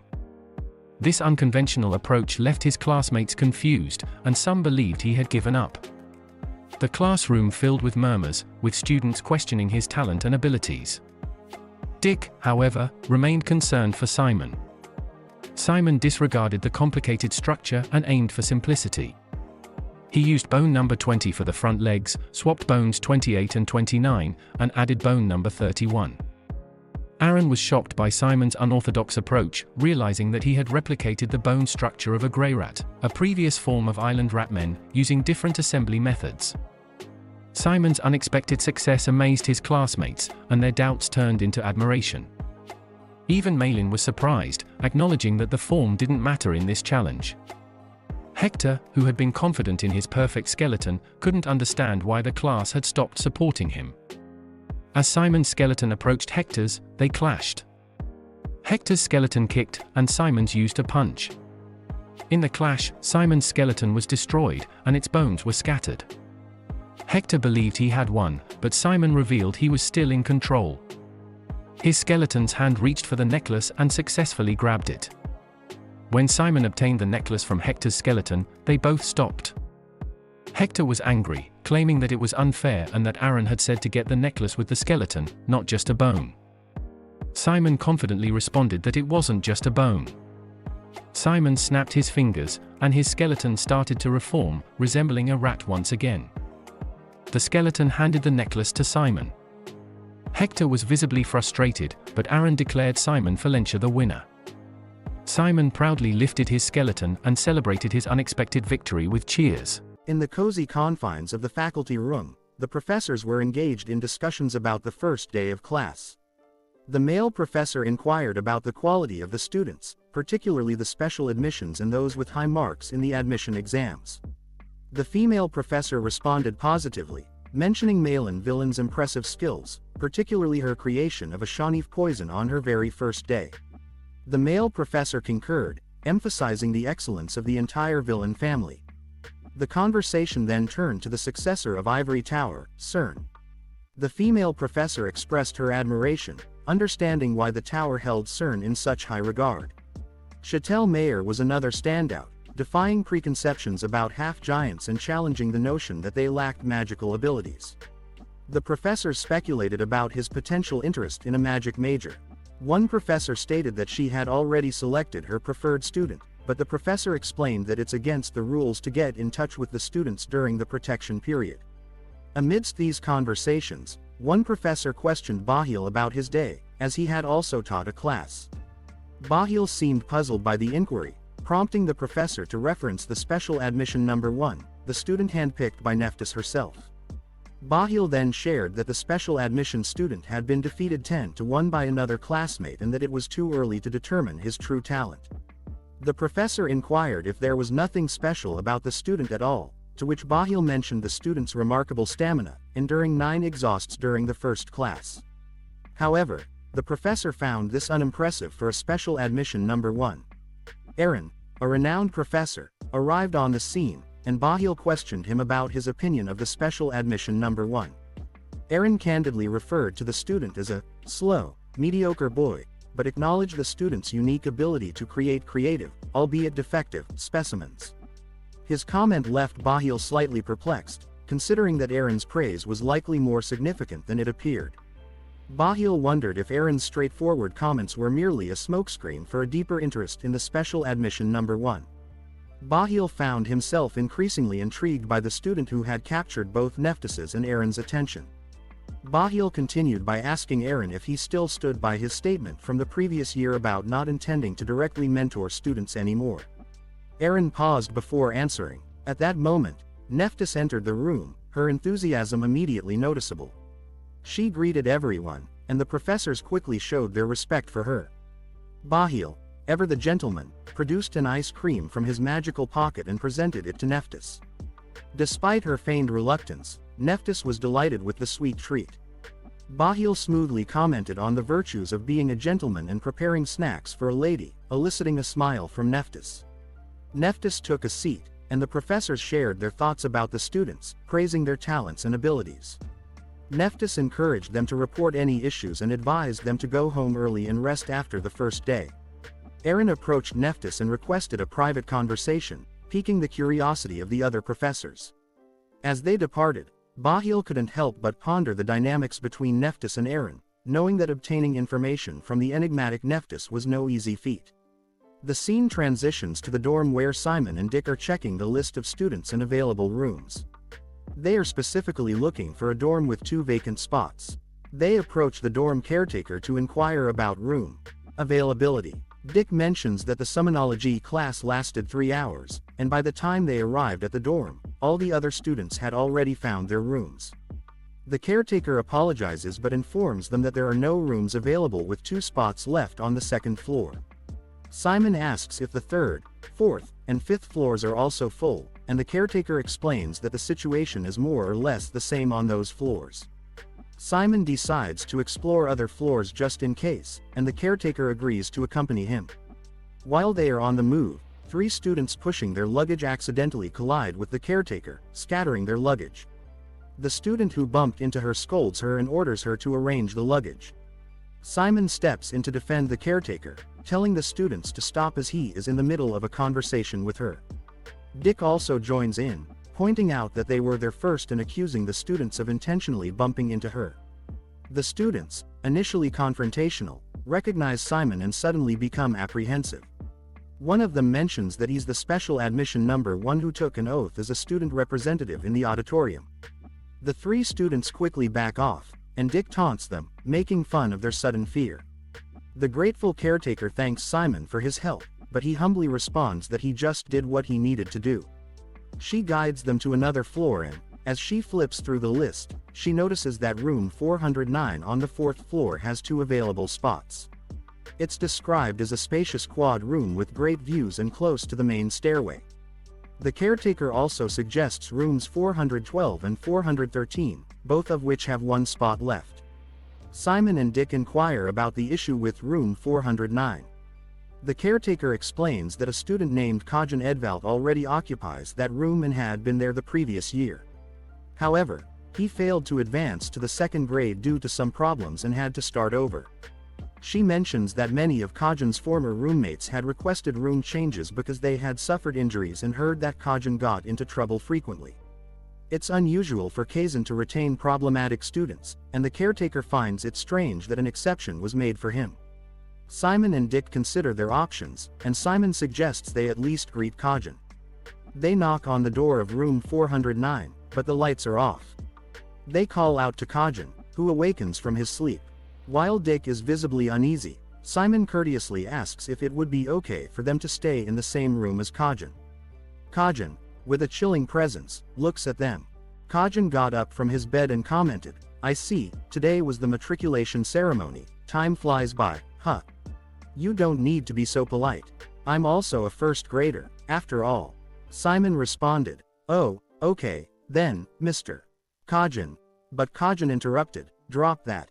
Just call me Kajan. I don't know how long you 2 are gonna last in this school, but keep 2 things in mind. First, don't meddle in my business. Second, don't make a fuss before I go to bed. Once I'm asleep, you can dance, sing, or do whatever you want to do." Simon asked, "Oh, so then you're letting us stay here?" Kajan returned to his bed and lay down, saying, "It doesn't matter, does it? Someone's gonna come here if there's no empty room left." After a few seconds, Kajan drifted back to sleep, and Simon turned to the dorm caretaker. He expressed their willingness to take the room, and she asked if they would be okay with it. Simon replied that they would be fine, and Kajan didn't seem like a bad person. The caretaker assured them, saying, "Okay. If you have any issues later on, please don't hesitate to let me know. I'll immediately report the case to the dorm master to take care of it." Simon thanked her, and Dick inquired if Kajan would really not wake up. Simon was unsure but noted that Kajan had mentioned they could do whatever they liked as long as he was asleep. Suddenly, Dick dropped all his books, causing a loud noise, but Kajan didn't wake up. Simon remarked, "He really meant it. I don't think he's a bad person. As long as we keep his rules, that is." Dick, somewhat dismissive, said, "Well, whatever. We got our rooms, so let's leave our stuff and get a shower. I saw a bathhouse on the 2nd floor on our way up. Let's check it out." Simon agreed, and upon their return from the bathhouse, Dick noticed Simon's excitement. He asked, "My gosh, I've never seen anyone so floored by a simple shower stall. Did you live deep in the mountains or something?" Simon replied, "Something like that." Dick chuckled and said, "But still, could you not go, wow, when you press the buttons on the shower? The other students are gonna start talking." Simon was apologetic and confirmed that he indeed made those sounds. Dick teased him, mentioning that he was already known as the special admission number 1, and now he'd be called a bumpkin on top of being called a fake. Back in their room, Simon reflected, "Well, I still think it's good to be here at Kizen." Dick concurred, noting that everyone wanted to come to Kizen. Simon shared, "I heard there are only 300 students or 50 in the 2nd grade." Dick clarified that during the student protection period, professors couldn't officially evaluate students, give grades, talk to students in private, expel students at their discretion, or harm students. Simon realized that he had been cut some slack throughout the day due to these restrictions. Dick continued, explaining that once the protection period was over, expulsions were common for various reasons like underperformance, showing no promise of success, violating the rules, or handing in inferior homework. He emphasized that they should hold on until the 1st grade ended and could then get jobs almost anywhere. They discussed how Simon could potentially become a leader in an era where continents were on the move. Simon was amazed and said, "Wow." Dick added, "I think you could become practically anything except for a member of the royal family." "Well, actually, a small kingdom might betroth you a princess if you graduate from Kizen." Simon asked, "Do you want to become a noble?" Dick replied that while there might be advantages to becoming one, it wasn't his goal. Instead, he simply wanted money, emphasizing it by forming his hands to represent money. "So, I'm going to be really busy from now on." Suddenly, out of nowhere, Simon opened his subspace, and a suitcase appeared. Dick was baffled and asked what it was and what Simon had just done. Simon explained that it was a subspace, and he caught the suitcase. When Dick inquired further, Simon clarified, "It's the skeleton kit for an island ratman. I haven't taken a preparatory class, so I bought some things to practice." Dick wondered why Simon was studying more right after their class. Simon admitted, "Yeah, it's just, I don't want to forget everything I felt earlier." Simon decided to assemble the skeleton and successfully completed it. Dick was amazed that it was the same as the one he had made in class. Simon explained, "Yes, but it can be better. It took me longer, and one leg was wobbly." However, Simon suddenly destroyed the skeleton, startling Dick. Simon explained, "Skeletons formed with summoning magic have the tendency to take on their original form. Skeletons have the tendency to go back to their original form. So even if I remember the order, the assembly shouldn't be hard." The scattered bones began to rattle and clatter. Simon commanded, "Restore," and the skeleton was formed again. Dick exclaimed, "Wow, it's still amazing to see it come together again." Simon then revealed that it was related to the inherent nature of skeletons summoned with magic. Dick, feeling sleepy, asked if Simon planned to continue studying. Simon expressed his intention to practice more. After a short while, Dick decided to go to bed, and Dick asked about their first subject for the following day. Simon replied that their first class was Darkness Dynamics. Simon decided to carefully follow the assembly diagram for the skeleton this time. He thought to himself, I need to connect it like this for the knees to rotate. This is the ratman's bones, so maybe it would move like a human's if I put it the other way. I guess not. Just putting the ratman's inverted joint. The other way around wouldn't work." He made a note of this information, realizing that assembly formulas were standards established by generations of necromancers who had likely gone through numerous trials and errors. He admired the previous generations of necromancers, acknowledging that there was a reason and meaning behind every task. Simon experimented with different combinations of bones, trying to improve the skeleton's structure. He reflected on the skeletons his father had used to help people in the Thief and the ones Lorraine had used to control gangs, wondering what he lacked compared to them. He eagerly looked forward to the next class. After a night's sleep, Simon attended the next day's class on Darkness Dynamics, taught by Professor Eric Ora. The professor emphasized the importance of Darkness Dynamics as the foundation of a necromancer's abilities. He discussed the flow of darkness, rune words, and the mechanisms of magic circles, tracing the origin of rune words to the eternally burning torch of the Temple of Del. According to legend, the ashes from the torch resembled letters, leading to the development of rune words. The professor explained the improvement of rune words over time and showcased two magic circles, one that could not be activated and another that could. He highlighted the importance of understanding rune words to use darkness more effectively. The class concluded, and the students were assigned homework, including modifying magic circles that couldn't be activated. 3 students would be selected to present their assignments in the next class. As Simon and Dick left the classroom, they discussed the challenges of understanding the principles of darkness dynamics, with Dick expressing frustration and Simon finding value in the professor's thorough explanations. Dick playfully teased Simon about his enthusiasm for Kizen, including the soap in the bathhouse.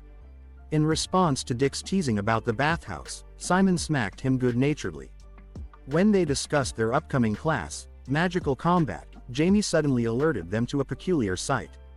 A horde of hippos, led by a teaching assistant, was approaching. They were surrounded by the hippo, and the teaching assistant explained that Professor Hongpeng would be holding their class at Roque Mountain, known for its camping spots, and instructed the students to get on the hippos.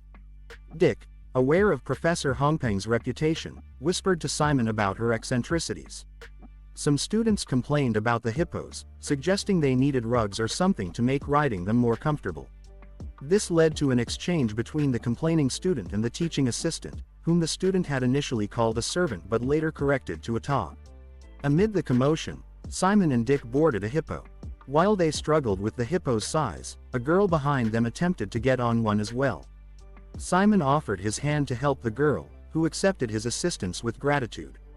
As the hippos began to move, some students became scared and shouted for help, while others were clearly anxious. The teaching assistant reassured them, emphasizing that this experience was part of their training at Kizen and that they should hang on tightly. He also noted that accidents occurred every year, encouraging the students to overcome their fears. He teaching assistant says just hang in there. Kizen doesn't need a student who can't withstand a hippo. When they arrived at the location, they were all tired from the journey. The sun beat down on them mercilessly, and the heat had sapped their energy. Fortunately, a teaching assistant came to their rescue and handed them each a refreshing bottle of water. The cool liquid was a welcome relief, and Simon and the girl wasted no time in quenching their thirst. As they sipped their water, the girl gazed up at the sky, her tired eyes tracing the flight of fluttering birds. It was a serene moment of respite amidst their exhaustion. Just then, a sudden commotion broke their reverie. Their tiredness turned to surprise and disbelief as their professor made a grand entrance. "Welcome to my class, everyone. I'm Hongpeng Tun Sokum Marlat, and I'll be teaching your magical combat class this semester." Professor Hongpeng's reputation preceded her. She was renowned for her legendary battle against Kundar Hydra, a gigantic undead monster that had razed 4 fiefs to the ground. She had single-handedly fought the mega undead creature for 5 days, ultimately defeating it by breaking its 100 necks to achieve a dramatic victory. She was now their professor of first-year magical combat. Hongpeng instructed the students to stand up and line up in a column of 4s. However, her speech impediment made it sound like vers, leaving the students confused. The teaching assistant quickly clarified, "Line up in columns of 4, please. Move quickly." With that, the students understood and followed her instructions. As the students were lined up, Professor Hongpeng announced that they would be going on a physical fitness exercise. Simon was bewildered, not knowing where they were headed. Suddenly, Professor Hongpeng took off running and shouted, "A sound mind and a sound body, everyone." The basics of magical combat begin with physical fitness. The students, taken aback by her energy and enthusiasm, quickly started running. In his mind, Simon marveled at her physical prowess. He thought, "She's amazing. How can she run like that? We all have 2 arms and 2 legs like her, and yet, our professor really is on a different level." Professor Hongpeng explained that the basics of their magical combat class involved strengthening their bodies with darkness and learning combat strategies that utilize their bodies. These necromancers, who mainly practiced magical combat, were known as battle necromancers. If they reached a certain level of training, the darkness would flow out of their bodies like silk, forming the shape of clothing known as the dark robe, a distinctive skill of the battle necromancers. She warned the students about the numerous trees in the area, advising them to watch out for obstacles. As they continued running, Dick, who was running behind Simon, expressed his jealousy of those talented in magical combat. Simon asked about these talented individuals, and as they looked up, they witnessed some students displaying incredible agility, leaping and dashing like ninjas from tree to tree. Dick questioned Simon's well-being, considering their strenuous activity, but Simon assured him, "I'm okay. My hometown also had a lot of mountains, and it's fun to run like this after a long time." Professor Hongpeng observed her students, noting some were struggling, while others seemed to find the physical exercise effortless. It was clear that their magical combat journey was just beginning, and they had much to learn from their formidable instructor. As they reached the end of their run, they were met with a daunting cliff. Professor Hongpeng wasted no time in explaining the next challenge. "Okay. You have to jump over the valley in front of us using the darkness," she declared, her energy undiminished. She demonstrated the technique, explaining that they needed to send the darkness out through the soles of their feet. A flare of darkness appeared on her feet, and she gracefully jumped and floated in the air. "If you do it again in midair," she continued, "you can perform various maneuvers like this." She landed perfectly. With that, she leapt across the cliff, landing on the other side effortlessly, urging her students to follow. Excitement and a touch of anxiety filled the air as some students eagerly rushed to attempt the jump. A few managed to land perfectly, while others stumbled but managed to regain their balance. Hongpeng was there to provide guidance and support. She helped one student who released the darkness a bit too late, emphasizing the importance of timing. "If you release the darkness too late, it can get dangerous like this. Try to release it earlier next time," she advised. Simon was focused on the task at hand, while Dick encouraged him to let go of his overthinking. Dick started to run. Dick and Hector jumped ahead, with Hector making an impressively high jump. Hector landed perfectly. Dick tumbled but he makes it. The students say to Hector that he got the highest jump so far, but Dick couldn't help feeling a twinge of annoyance towards him. Dick, now on the other side, shouted to Simon, "Did you see me just now, Simon? Even I did it. You've got this." With newfound determination, Simon began running, concentrating on the concept of springing off from the darkness. Before he leapt, he cast the darkness on his feet, emulating what Professor Hongpeng had shown them. Hector and his classmates watched carefully, waiting for his jump. With a powerful leap, Simon soared through the air, the darkness propelling him across the cliff. He landed on the other side, sliding slightly to break his momentum, but he did it. With a clenched fist and a triumphant smile, Simon exclaimed, "I did it." After Simon's successful leap across the obstacle, Simon and Dick shared a moment of celebration. With the entire group now safely on the other side of the valley, Hongpeng suggested they wait briefly for those students who had fallen behind. During this pause, Dick took the opportunity to discuss something with Simon.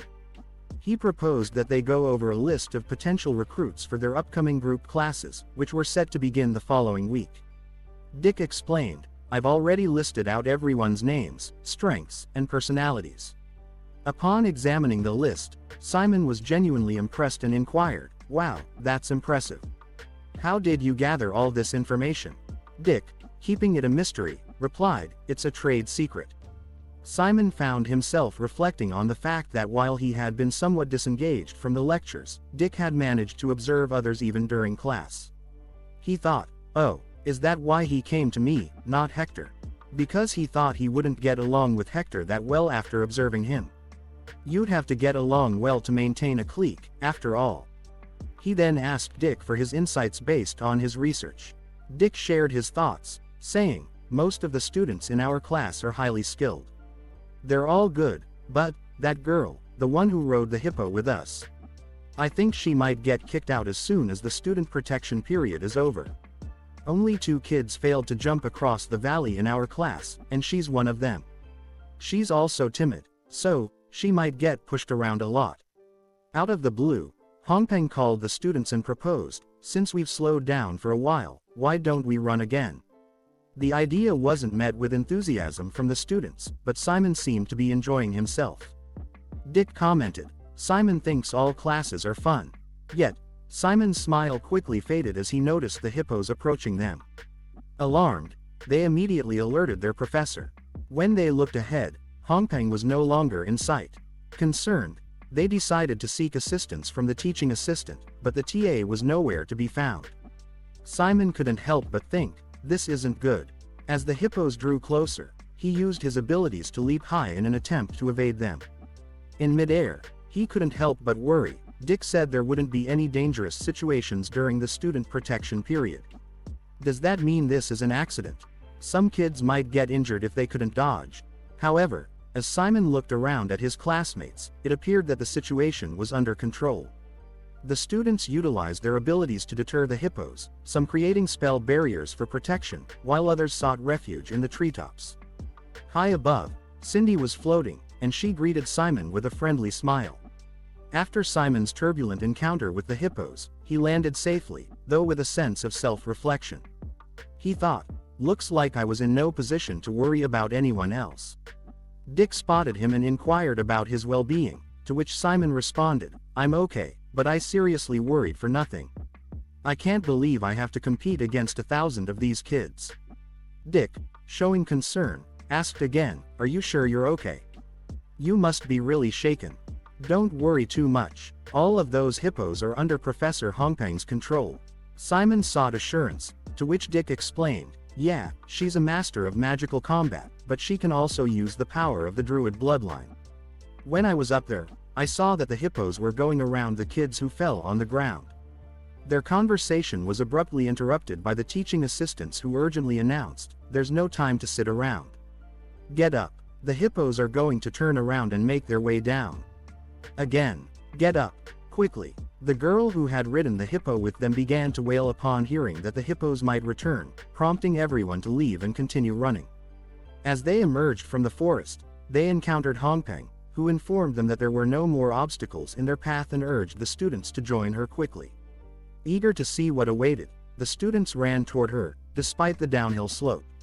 When they reached Hongpeng, she praised them, saying, "Great job. Now, you can take a break. Oh right, you're supposed to eat only after a glass, but I thought you must be exhausted, so I've contacted Kizen ahead of time. Take a break." She pointed to a feast prepared for the students, which brought joy and cheers from all. While enjoying their meal, Dick remarked, "Feeding students using her own class time. Not gonna happen with other strict professors at Kizen." Simon responded, "Speaking of that, Dick, I think that's slightly different from what I heard before I joined here. I heard that Professor Hongpeng is one of the most typical Kizen professors." Dick was surprised, asking, "Professor Hongpeng? This nature-loving lady, where did you hear that? It's total rubbish." Simon thought back, "It's from Lorraine, Nephthys's daughter." Hongpeng then announced the resumption of their journey, saying, "Students, let's wrap it up. We'll get going again in 10 minutes. A student raised a question, "I thought we were going to rest up and go back in the hippos." Simon thought, "I have a feeling that this is only the beginning." Hongpeng proceeded to ask the students if they had the wristbands she had given them. When they confirmed, she instructed them to let their darkness flow into the wristband, which triggered an exhaust spell suddenly cast on their bodies. Hongpeng explained, "Everyone knows what an exhaust curse is, right? We have the next course for you. Do you see that flag? You're getting to the top of the hill with the exhaust curse pulling down on you. Then, get yourselves ready right away. I will be checking who falls behind." The training was a race to reach the red flag uphill with the exhaust curse pulling them. As the students began climbing, they found it challenging, huffing and panting with each step. Simon realized that this part of the training was purely about stamina and willpower, and falling behind here would make it difficult to catch up in the future. He was determined to push through the exhaustion. Hector, who had initially weakened the exhaust using his techniques to get ahead, noticed that Simon was following him without any tricks. This realization seemed to fuel his determination to win. Professor Hongpeng encouraged the students as they continued to climb, assuring them that they were almost there. Both Simon and Hector were crawling, each thinking they could secure first place this time. However, to their surprise, Malin Villain, who was walking steadily, passed them and reached the first place. Hongpeng congratulated Malin, who thanked her professor. Simon and Hector were left astonished that Malin had seemingly effortlessly overcome the exhaust curse. When Hongpeng asked Malin how she managed to walk normally, Malin explained that she had solved the resistance formula against the exhaust curse. Simon and Hector couldn't hide their shock upon hearing this revelation. A teaching assistant reported an injured student with a light ankle sprain, and Hongpeng decided to take a look. She encouraged Simon and Hector to keep going, assuring them that they could do it. Hector decided to lift the exhaust curse on his body and stood up, while the teaching assistant reported that Hector had secured second place. Hector's arrogance continued as he confronted Malin, questioning her actions of lifting the curse during a magical combat class. Malin, unbothered, didn't respond. Hector persisted, taunting her about being locked up in the ivory tower like a princess. Malin finally asked if he was picking a fight with her, to which Hector clarified that he was speaking the truth. He explained that professors weren't grading students during the student protection period and that it was essential to show diligence in class to earn their favor. He believed that Malin's actions had probably lost her Professor Hongpeng's trust. Malin called Hector twisted and questioned why he was so upset about being in second place and why he was venting it on her. Hector, still irritated, emphasized that he didn't want her to interfere with their classes and had no interest in her. Meanwhile, the teaching assistant provided water bottles to Simon, who had reached the flag in third place, received a bottle of water. Dick, who was gasping for air after reaching the top, inquired about their return, expressing his reluctance to ride the hippos again. Hongpeng gathered all the students and informed them that she had contacted Kizen and been authorized to use a temporary magic circle for teleportation. She ordered the students to line up for teleportation. When it was Simon's turn to teleport, he used the magic circle but ended up in an unfamiliar place that didn't resemble Kizen, feeling more like his hometown in Leshil. Hongpeng began by expressing her apologies for the unsettling experience Simon had just been through. She encouraged him to have a seat and assured him that she would provide an explanation for the situation. She went on to explain that the teleportation magic circle had been tampered with. She had her teaching assistant investigate the matter, which revealed that an unfamiliar modification had been introduced to the circle.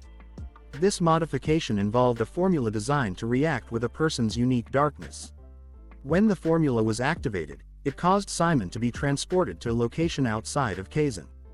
Hongpeng inquired if Simon had any suspicions or knowledge about who might be responsible for this act.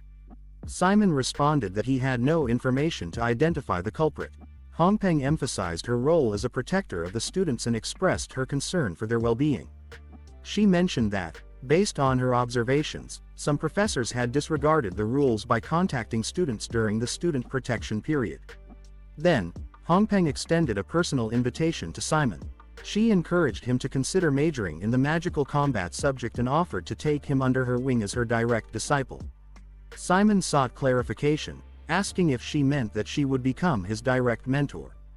Hongpeng confirmed this and elaborated on the responsibilities that came with being a direct disciple.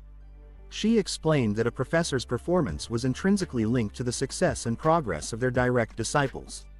Furthermore, she revealed that only a limited number of students, only 3, were accepted as direct disciples in each grade. She expressed her genuine interest in having Simon as one of her rare direct disciples and asked for his thoughts on the matter. Simon expressed his uncertainty about why Professor Hongpeng was offering him such an important opportunity. He believed that he had not demonstrated much in class and that it was only the second day of school. Hongpeng responded by explaining that while students might be concerned about rankings, professors evaluated talents differently. She highlighted Simon's unique abilities, such as his use of darkness when he jumped over the valley, which was his first attempt.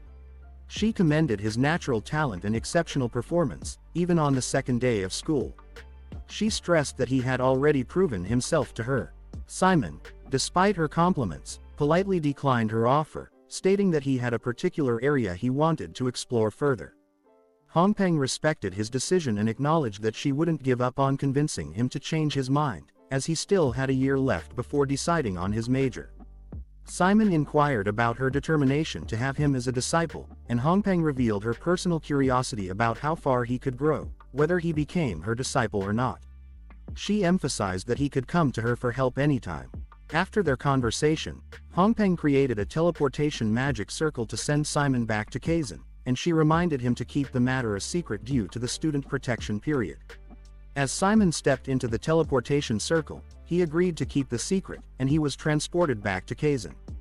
In Hongpeng's home, her teaching assistant expressed surprise at Simon's refusal and suggested offering the opportunity to Hector, who was more talented in magical combat. Hongpeng defended her decision, explaining that she saw a unique genius in Simon that she had never encountered before. Simon returned to Kizen, resuming his student life with his secret conversation with Professor Hongpeng. Simon and Dick visited the bathhouse, and Dick questioned why Simon was late. Simon explained that there had been a problem during the teleportation. Dick then excitedly shared his own teleportation experience, explaining that when he stepped onto the teleportation circle, he felt blocked by something. The next thing he knew, he was inside Professor Bahil's office, who taught Caterology. Simon confirmed if it was the same Professor Bahil he was referring to, and Dick affirmed it. Simon inquired about what had happened next, and Dick said that Professor Bahil had simply made him clean his office. Dick wondered if this might be a sign that Professor Bahil was scouting him to become a direct disciple. Simon suggested that it was possible, which sent Dick into a frenzy of excitement. He explained the benefits of being a direct disciple, such as enjoying a more relaxed school life, avoiding disciplinary actions, and enjoying other privileges. However, their conversation was interrupted by Hector, who ridiculed the idea and mocked Dick for thinking he could become a direct disciple of Professor Bahil as a commoner.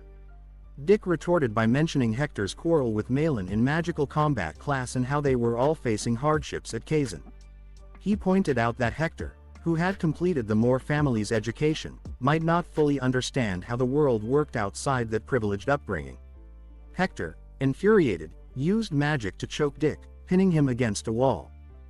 Simon was concerned as Dick seems struggling. But Dick just smiles and he forms a bad finger. One student interfered and grabbed Hector in his shoulder saying, "Relax, Hector. This is crossing the line. You can't cast curses outside classes." Hector swung his arm causing two students to splash away saying, "Shut up." Suddenly, someone attacked Hector kicking him but he blocked it. He was pushed backward sliding because of the impact. Hector says, "I was wondering when you'd butt in." It was Simon Falentia. Hector prepared to fight, summoning his darkness in his hand, but he was caught off guard when someone threw a bar of soap at him. Kajin arrived and warned them to keep the noise down.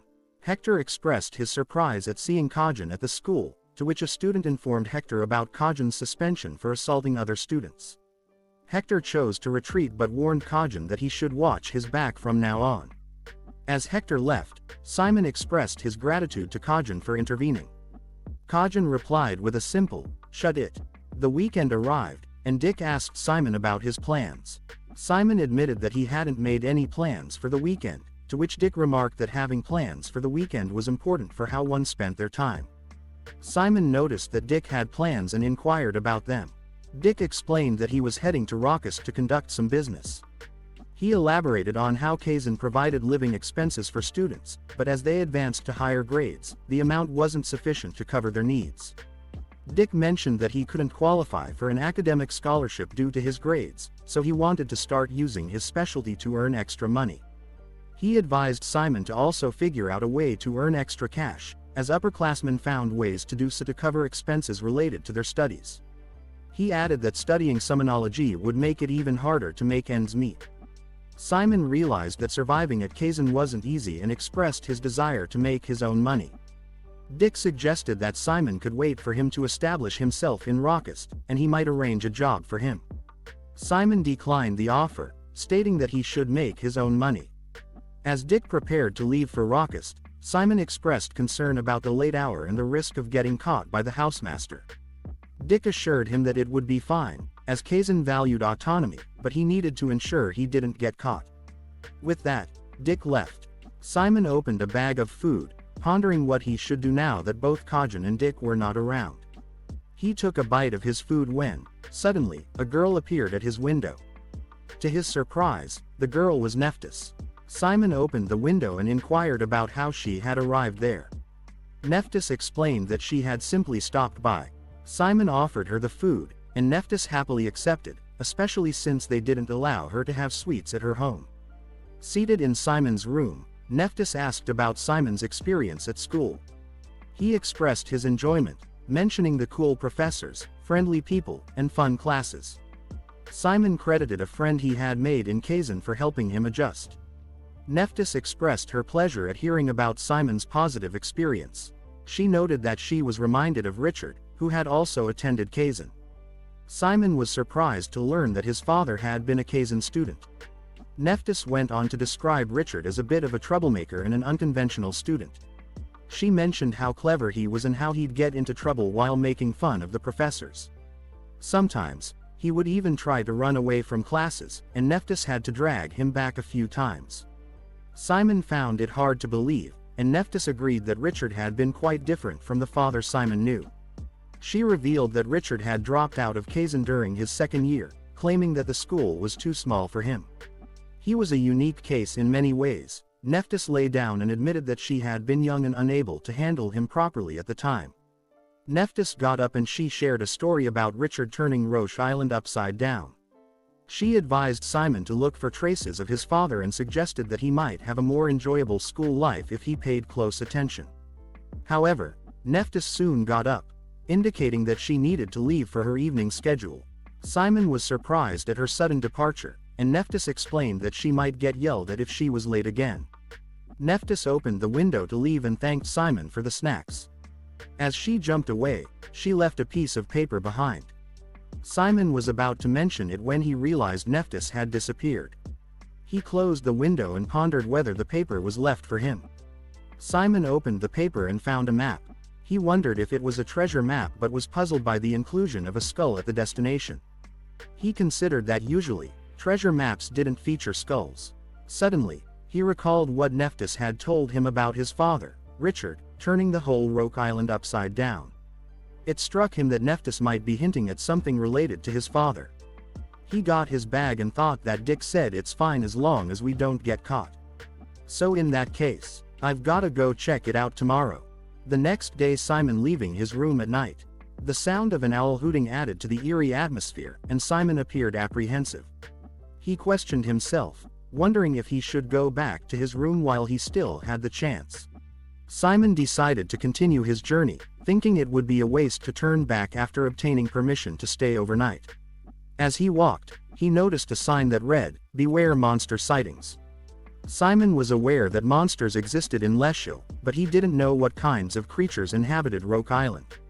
He realized he needed to be cautious. Navigating the area, he observed a creek to the east and the Kizen outer walls to the west. Simon felt confident that he was on the right path.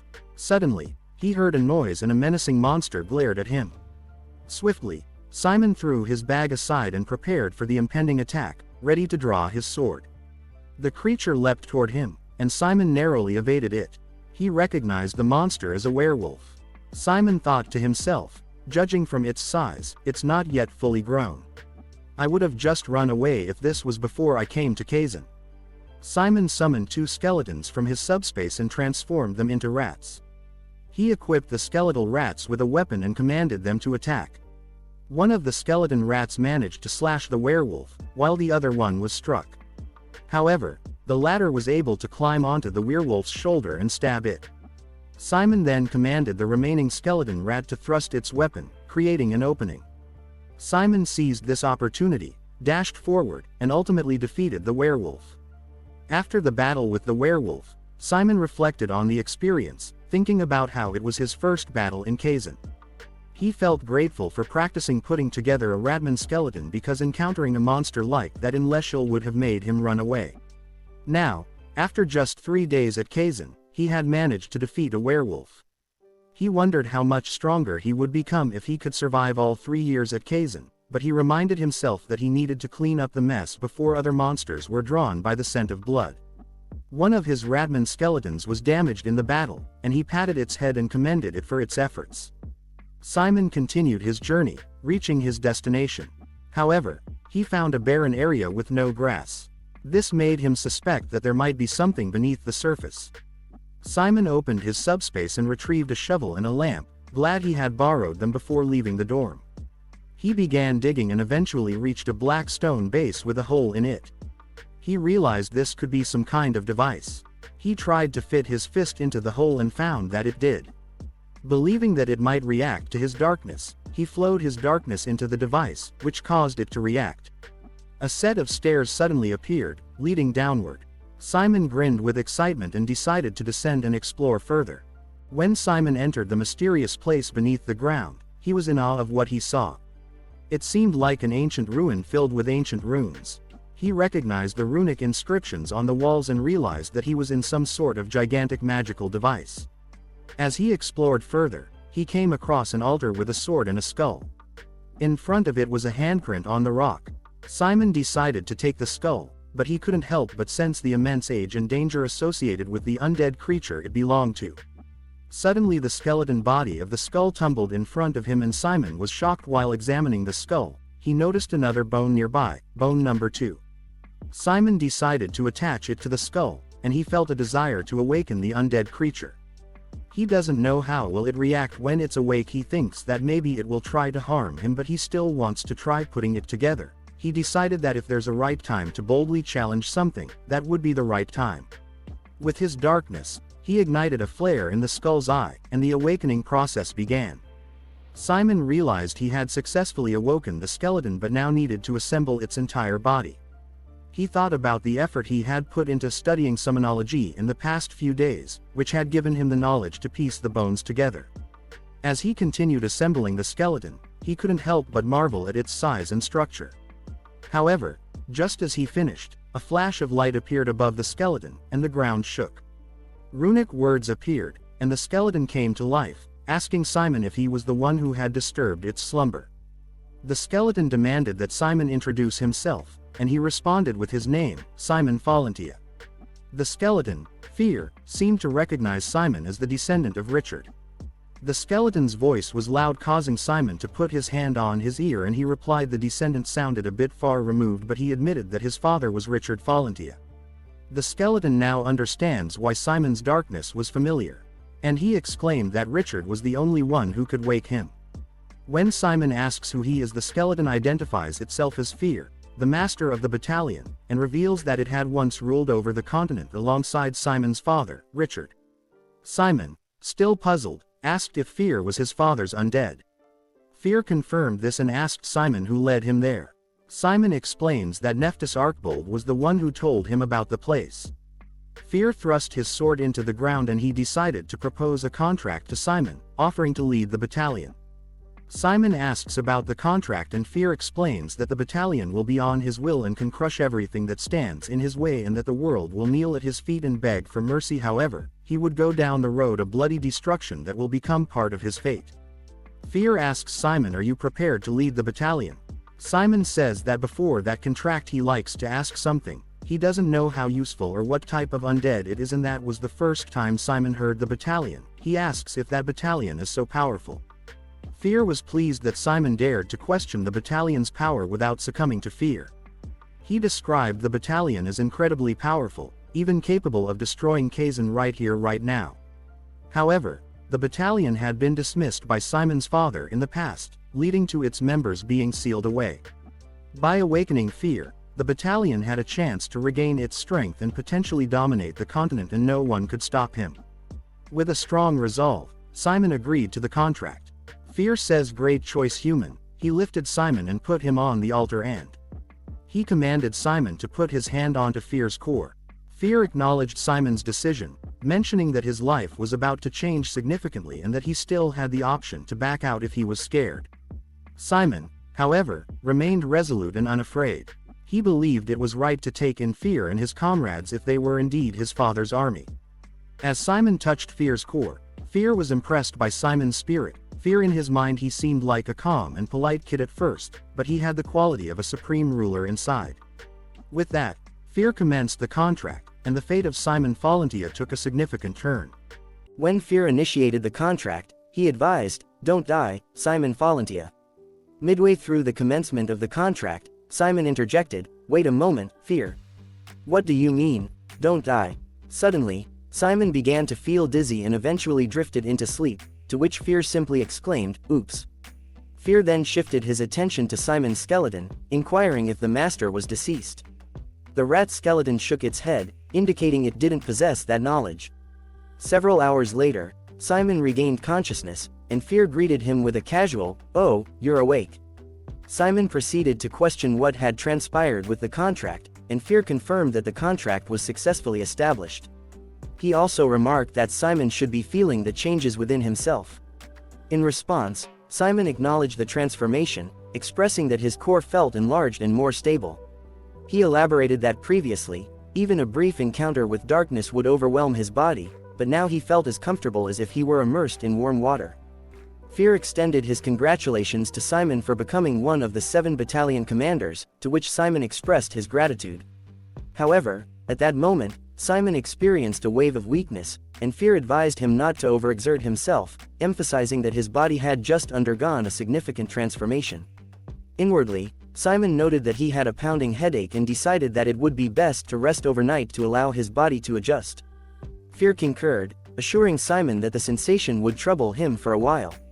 Simon approaches Fear that he has a question and Fear replies, "Ask away, boy." Inquiring about the battalion, Simon asks, "What is the battalion?" Fear's reaction was intense. He became visibly agitated and shouted at Simon, "You made a contract with me without knowing what the battalion is." Simon calmly replied that he had already informed Fear that he didn't know. Fear, clearly exasperated, placed his hand on his forehead and remarked, "Unbelievable. It might take me a while to understand the kind of human you are." Realizing that Simon needed an explanation, Fear decided to provide one. But before he began, he asked Simon how much he knew about the undead. Simon admitted that he knew as much as a first-year Kizen student would, without any prior preparation. Fear acknowledged this and said, "A new student daring to come here does sound like Richard's son." Fear then proceeded to explain the 3 categories of undead in this world. First, the undead in this world can be categorized into 3 groups: summoned undead, natural undead, and the battalion. First were the summoned undead, which were artificially created by necromancers using black magic and followed the summoner's commands. Next was the natural undead, which came into existence without the involvement of necromancers or black magic. These undead were the ones people typically thought of when they considered the undead. Due to their blind hatred for the living and extreme aggression, natural undead were considered monsters by humans. Finally, Fear introduced the battalion. He described them as a category that existed between summoned and natural undead. The battalion could function independently with their own cores, but they also obeyed the orders of necromancers and higher-ranking undead. There were only 7 battalions in the world, and by extension, only 7 necromancers who could control them. Fear revealed that he was one of those 7 now, making Simon one of the chosen necromancers with the ability to control a battalion. Fear continued to explain that typically, a summoning necromancer could lead an undead platoon. As their summoning skills improved, the size of their undead armies increased, but it was rare for them to control forces larger than a squadron. Intrigued, Simon asked about the high-level necromancers who had graduated from Kizen, wondering if they could command larger undead armies. Fear confirmed that these high-level necromancers could indeed control an army of undead the size of a corps, but he often found them to be inefficient. Curious about the reasons for this inefficiency, Simon inquired further. Fear explained that all undead led by a necromancer were considered summoned undead, and their movements were influenced by the darkness of the summoner. Both summoning and controlling undead consumed the summoner's darkness and mental strength, so it became burdensome when the size of the army grew significantly. Simon suddenly remembered the incident with one of his skeletons getting destroyed on his way to the ruins and how it had caused him a headache. Fear confirmed that it was due to a similar reason. When the summoned undead suffered damage, it burdened the summoner. However, the battalion's undead operated through their own independent magic powers, which meant there were no limitations on their size. Fear asks if he ever heard about a story of a necromancer leading a gigantic army of the undead. Simon confirmed that he heard about that, and Fear explains, that will have been the one about a battalion commander. He asked if Fear was telling him that, as one of the 7 chosen necromancers, his summoning quantity was limitless. Fear affirmed Simon's understanding, stating that he was indeed one of the 7 necromancers whose summoning quantity was limitless. Fear says, "Well, does that answer all your questions?" Simon says yes, and he thanks Fear for the explanation. Fear proposed that now that their contract was successfully established, it was time to discuss their plans moving forward. Simon agreed, and Fear initiated the conversation by addressing their unique circumstances. He asked Simon if he had any intention of leaving Kizen, to which Simon replied that he had no such plans. He mentioned that his father wouldn't approve of such a decision, and he still had much to learn at Kizen. Simon then inquired about Fear's special circumstances. Fear clarified that the uniqueness of their situation stemmed from the fact that his battalion was in a particular predicament. Simon asked if this predicament had to do with the dissolution of Fear's battalion, which Fear confirmed. However, he emphasized that there was more to their situation. Curious, Simon pressed Fear to explain further, and Fear revealed that his battalion was currently regarded as the public enemy of the Necromancers. They were wanted because of the crime committed by the former commander, Simon's father, Richard. Simon recalled his father's inability to enter the territory of the Dresden Kingdom when he accompanied him to Kizen and suggested that it might be connected to this crime. Fear agreed and explained that the crime in question was treachery. Richard had fallen in love with a priest, and during the ongoing 100 Years' War between Necromancers and Priests, he had ordered his battalion to protect her by attacking fellow Necromancers who sought to harm her. Many Necromancers were killed by Fear's battalion, leading to the order for their extermination, which remained in effect even after their dissolution. Simon then asked Fear if he resented his father. Fear clarified that the battalion did not experience emotions like resentment. However, he added that he would be quite displeased if Simon were to follow in his father's footsteps. Simon chuckled, and Fear reassured him that there was no need for guilt because it was Richard's will. Fear expressed strong disapproval of Richard, calling him a monumental jerk. Simon questioned this characterization, and Fear elaborated, explaining that Richard was a scoundrel who would make girls cry daily, infuriate his professors, and skip class. Fear was taken aback for a moment and then realized that Simon was Richard's son. Simon confirmed this, revealing that his mother's name was Anna Falentia, which left Fear shocked to learn that Simon's mother was the priest. Fear was utterly shocked by the revelation that Simon was the son of his friend and nemesis. He expressed his disbelief and dismay, finding it difficult to fathom how this situation had come to pass. Simon decided to tease Fear by imitating his mother, Anna, saying, "Darling, dinner is ready." This deeply disturbed Fear, who urged Simon to stop, fearing nightmares. Fear pleaded with Simon to cease his imitation, exclaiming that he would have nightmares and calling him a devil. While Simon continued to laugh, Fear trembled at the thought of Anna. Simon imitated his mother once more, saying, "I was looking forward to working with Fear," to which Fear angrily responded, "Don't smile like that, woman, you damned boy." After some time, Fear managed to regain his composure and said, "Fine, you can't change who you are, I suppose. Let's go back to what we've been discussing." Simon agreed, and Fear advised him to focus on acquiring knowledge from Kizen and getting stronger while keeping his ownership of the battalion a secret. When Simon inquired about the reason for the secrecy, Fear explained that Simon was not a complete stranger but the son of Richard, which would raise eyebrows among the elders. Furthermore, the news of a Kizen freshman owning a battalion would surely stir reactions among other necromancers, possibly leading to confrontations with those stronger than Simon.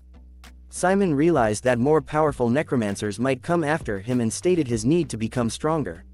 Fear approved of his response and emphasized the importance of learning everything he could at Kizen, believing that this would help the battalion recover its former glory. Simon acknowledged his understanding, and Fear continued, suggesting a way to operate the battalion under their special circumstances. Simon was curious and asked what it was. Fear focused his attention on Simon's rat skeleton and demonstrated that he could control it. Simon was surprised and asked if Fear could control all of his skeletons. Fear explained that they now shared the same darkness, so all undead summoned with Simon's darkness belonged to the battalion. Simon held the first command as the battalion commander, with Fear as the second authority. However, these undead had not yet been fully incorporated into the battalion. Simon inquired about the process of incorporating undead into the battalion, seeking a better understanding of the concept. Fear decided to demonstrate it and proceeded to incorporate Simon's rat skeleton. Fear grabbed the skeleton and infused it with a burst of darkness, causing the darkness to envelop the rat skeleton. Once the process was complete, the skeleton fell to the ground. Fear explained that this incorporation essentially turned a summoned undead into a natural one, giving it a core. Simon observed the rat skeleton and realized that it now possessed a core. Simon expressed his concern that the incorporated skeleton might be easily noticeable at school, but Fear reassured him, stating that it was unnecessary to incorporate all of his undead. He mentioned that summoned undead were more efficient in battle, so Simon could leave the incorporated undead behind while using summoned undead at school. If any of Simon's undead reached the end of their duration or sustained significant damage, he could bring them to Fear, who would then incorporate them into the battalion. Simon was pleased with this arrangement and commented that it would work well. Fear and Simon exchanged a fist bump, and Fear encouraged Simon to become stronger, noting that summoning excellent specimens of the undead would increase the battalion's power. Simon agreed, and then he mentioned that the skeleton seemed to behave more like an animal. Fear explained that it shared some characteristics with natural undead but emphasized that Simon had the authority to control it. He advised Simon to summon the skeleton right away if needed. As their conversation continued, Simon mentioned that he had only been at Kizen for 3 days, indicating that he was still relatively new to the school. Fear noted that it should be soon for Simon to receive tasks at Kizen since first-grade students could undertake assignments within a few days. He mentioned the teleportation system that allowed students to travel to Roke Island and across the continent. Fear proposed that when the time came, he would accompany Simon, providing him with the opportunity to operate the battalion and gather the scattered forces across the continent. Simon expressed his admiration for Fear's knowledge of Kizen, to which Fear explained that he had closely observed Simon's father throughout his life at Kizen. Fear had also witnessed how Richard operated the battalion. Simon eagerly requested to hear more about it, blushing slightly. Simon asked a question about the behavior of undead under a summoner's control. Fear explained that undead acted out because the summoner often lacked an understanding of them. He clarified that undead were driven by the strong netherbelief, which could be likened to a firm will or a strong desire. For instance, if someone had a deep hatred for another person and constantly wished harm upon them, the undead under their control would remember that will and act upon it, even when the summoner was not present. Simon was taken aback by this revelation. Fear assured him that he would provide further guidance and help Simon understand matters from the undead's perspective. Simon thanked Fear for the information, stating that it was genuinely helpful. Fear continued by offering to teach Simon how to give an attack order to the undead. He stressed the importance of strengthening one's will regardless of the target. Simon questioned the concept of will, and Fear gave him a practical example, encouraging Simon to direct his hatred toward an imaginary enemy, in this case, the wall behind him. Simon agreed to try it, saying he would focus his hatred on the wall. Fear urged Simon to take revenge on the wall, imagining it as the killer of his lover, and encouraged him to destroy and tear it down, soaked in the wall's blood. As Simon focused on the wall with strong negative emotions, the skeleton he had commanded began to attack it. While the skeleton continued its assault on the wall, Fear explained that he had used strong language to help Simon understand, but the most crucial part was Simon's will. A top-class necromancer should be able to convey their true will even when giving orders for small tasks. Negative emotions like rage, hatred, and the desire to kill were more powerful in such situations. Fear tells Simon to try ordering the skeleton to stop. Simon attempted to stop the skeleton's attacks by ordering it, but the skeleton did not obey his commands, ignoring them several times. Growing frustrated, Simon raised his voice and threatened the skeleton, warning it not to disobey his orders again. Fear observed Simon's actions closely and noted that Simon had used the absolute order already. He was impressed by Simon's display of authority and realized that Simon was no ordinary, backcountry boy. Fear questioned what kind of monster Richard had raised. Simon expressed his frustration to Fear, feeling like he couldn't control his undead properly. The skeleton, which had been attacking the wall earlier, stopped moving and simply stood there. Fear reassured Simon, telling him that he had done well. However, he emphasized the importance of training to be able to control the undead with a single order, especially since time could be crucial in the field. Simon faltered and Fear supported him. Fear says that it's because he was feeling stressed and shocked by the recent events. He sat down on the ground and suggested returning to Kizen after taking a short break, as he only had permission to stay outside for a day. Fear agreed and threw a badge to Simon, explaining that it would be a way for them to stay in touch once Simon returned to Kizen. The badge would allow him to contact Fear anytime he needed help or advice. Simon thanked Fear and promised to return the following weekend. Fear encouraged Simon to look forward to his new achievements in a week. The scene then shifted to Kizen, where Simon was taking an exam. Fear, in the form of a badge attached to Simon's clothing, greeted him and expressed excitement about being back at Kizen during the student protection period. He also mentioned the challenging exam that Simon was facing, causing Simon to appear somewhat troubled. The scene shifted to their dorm the night before the exam. Kajin was sleeping, and Simon and Dick were having a conversation. Dick, wearing his glasses, started a briefing. Simon was attentive and ready to listen. Dick began by explaining that their morning and afternoon classes next Monday were both in elementary black magic, and they would have a group assignment for that subject. Once the groups were determined, they would stay the same until the end of the semester, making it a matter of their survival at Kizen. Dick emphasized that a group consisted of 4 people and that it was essential for them to be good at different subjects. Simon agreed and understood the importance of a balanced group. Dick continued to explain the details, mentioning that they learned a total of 9 subjects, including Caterology, Summonology, Spiritology, Toxicology, Hematology, Magical Combat, and Defense Against the Holiness, along with elementary black magic. Among these subjects, Caterology, Darkness Dynamics, and Summonology had the highest percentage in the final grade and were known as the 3 studies of Necromancers. Simon realized that between him and Dick, they covered 2 of the 3 important subjects. Dick had Darkness Dynamics, and Simon was focused on Summonology. Dick mentioned that they needed to find someone who was good at Caterology, and for the remaining person, they needed someone who was skilled in Spiritology, Hematology, Toxicology, or Magical Combat. Dick explained that students who excelled in Magical Combat usually had poor grades in other subjects, so they were excluded. Similarly, those who aimed to major in Caterology were often good at Defense Against the Holiness. Hematology and Toxicology had a lot of similarities, so students often studied both. Simon seemed overwhelmed by all this information and asked if they had to know all of this. Dick confirmed that they needed to be aware of these details, and it was crucial for their group's success. The scene shifted to the exam room, and Simon was struggling during the test. Beside him, Dick seemed surprised and questioned why Jane Olivia, the vice-chancellor of Kizen, was in the first-year classroom. He explained that she was a strict figure who could expel even a third-grade student. Simon asked who Jane Olivia was, and Dick informed him about her position.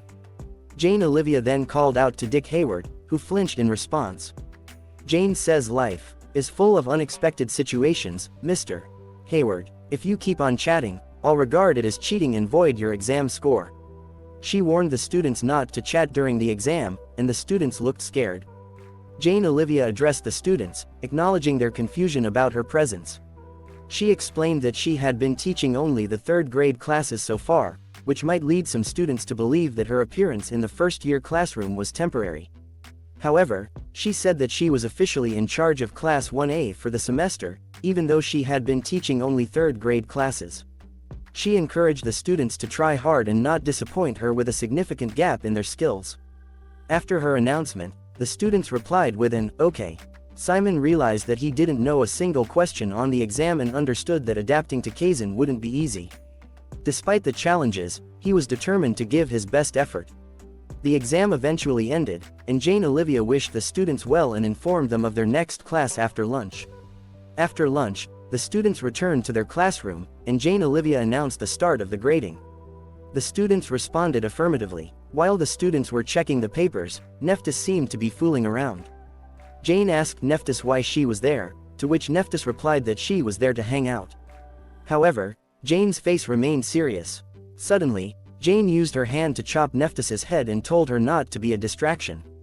Jane then instructed the rest of the students to finish grading in an empty lecture room, to which they immediately agreed.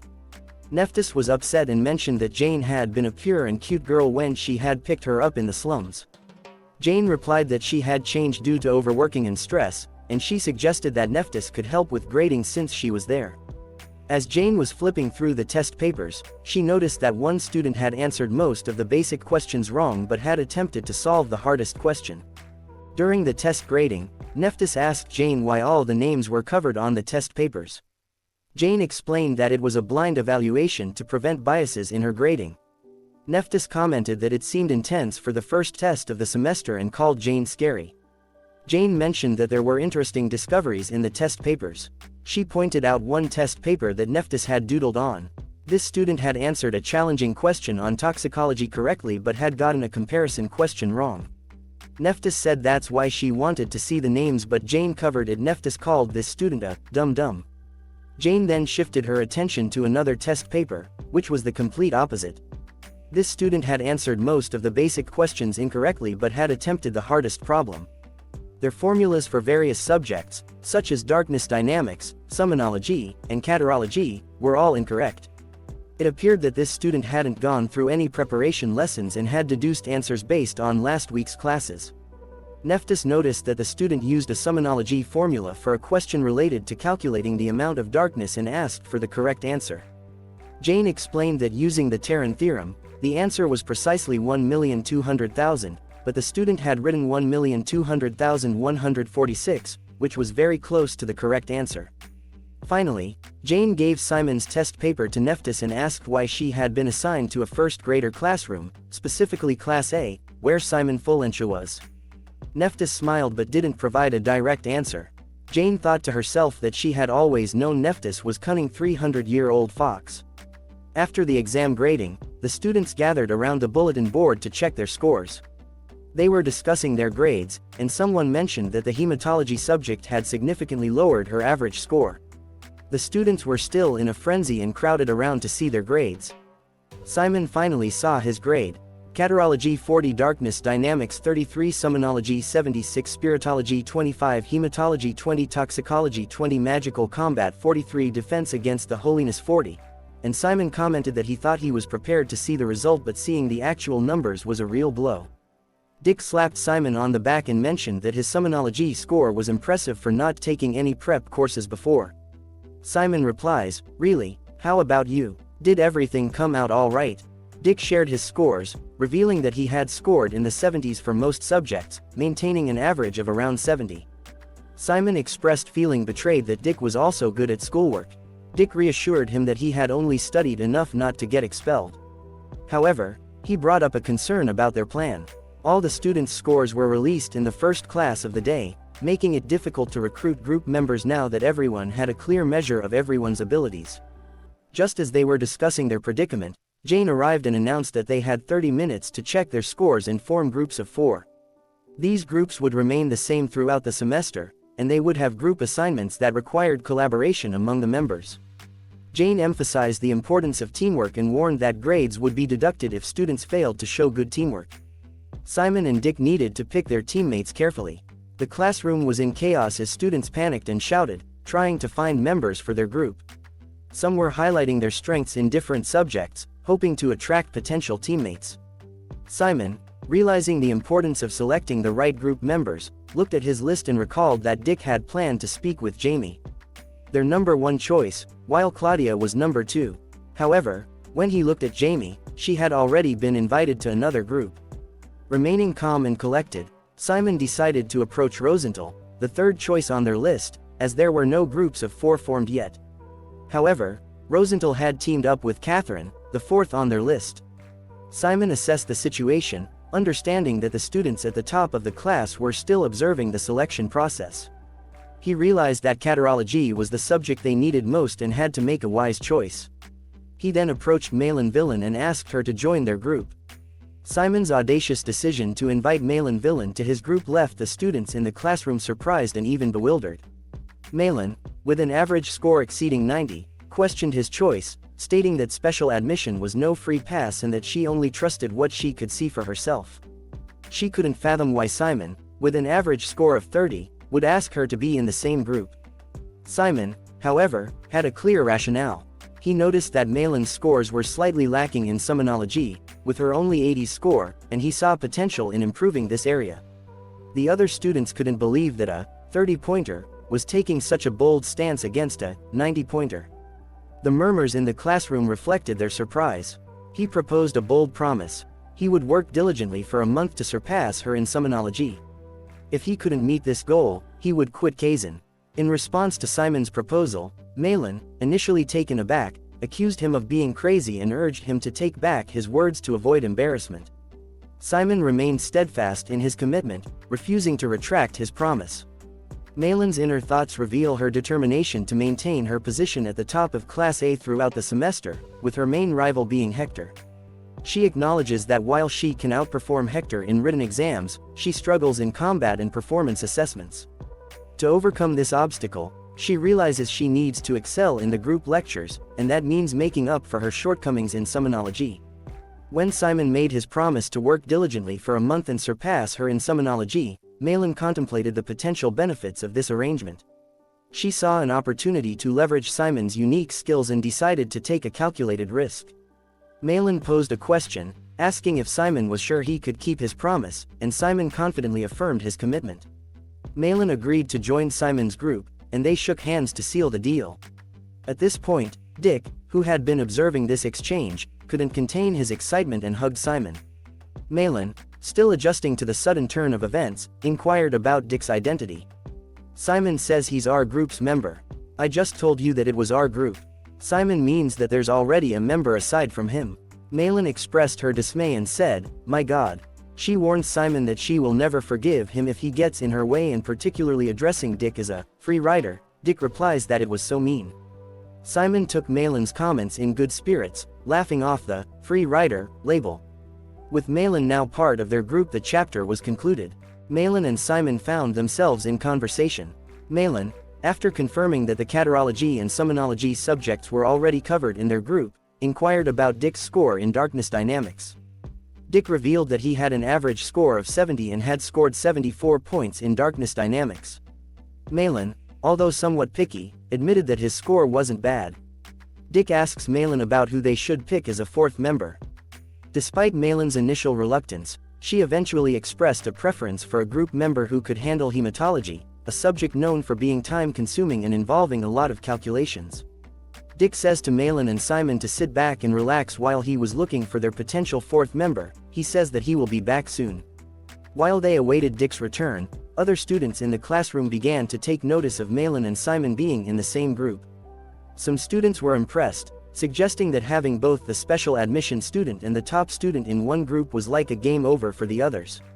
However, others remained cautious, emphasizing that Simon's previous academic performance didn't stand out. Malin initiated a conversation with Simon, inquiring about his background and family. Simon shared that he was the heir of a baronship in Baldwin Kingdom, with his family managing Leshil. He returned the question, asking about Malin's family. Although visibly irritated, Malin answered that she came from a highly distinguished family with deep roots in the Ivory Tower, the Magic Tower.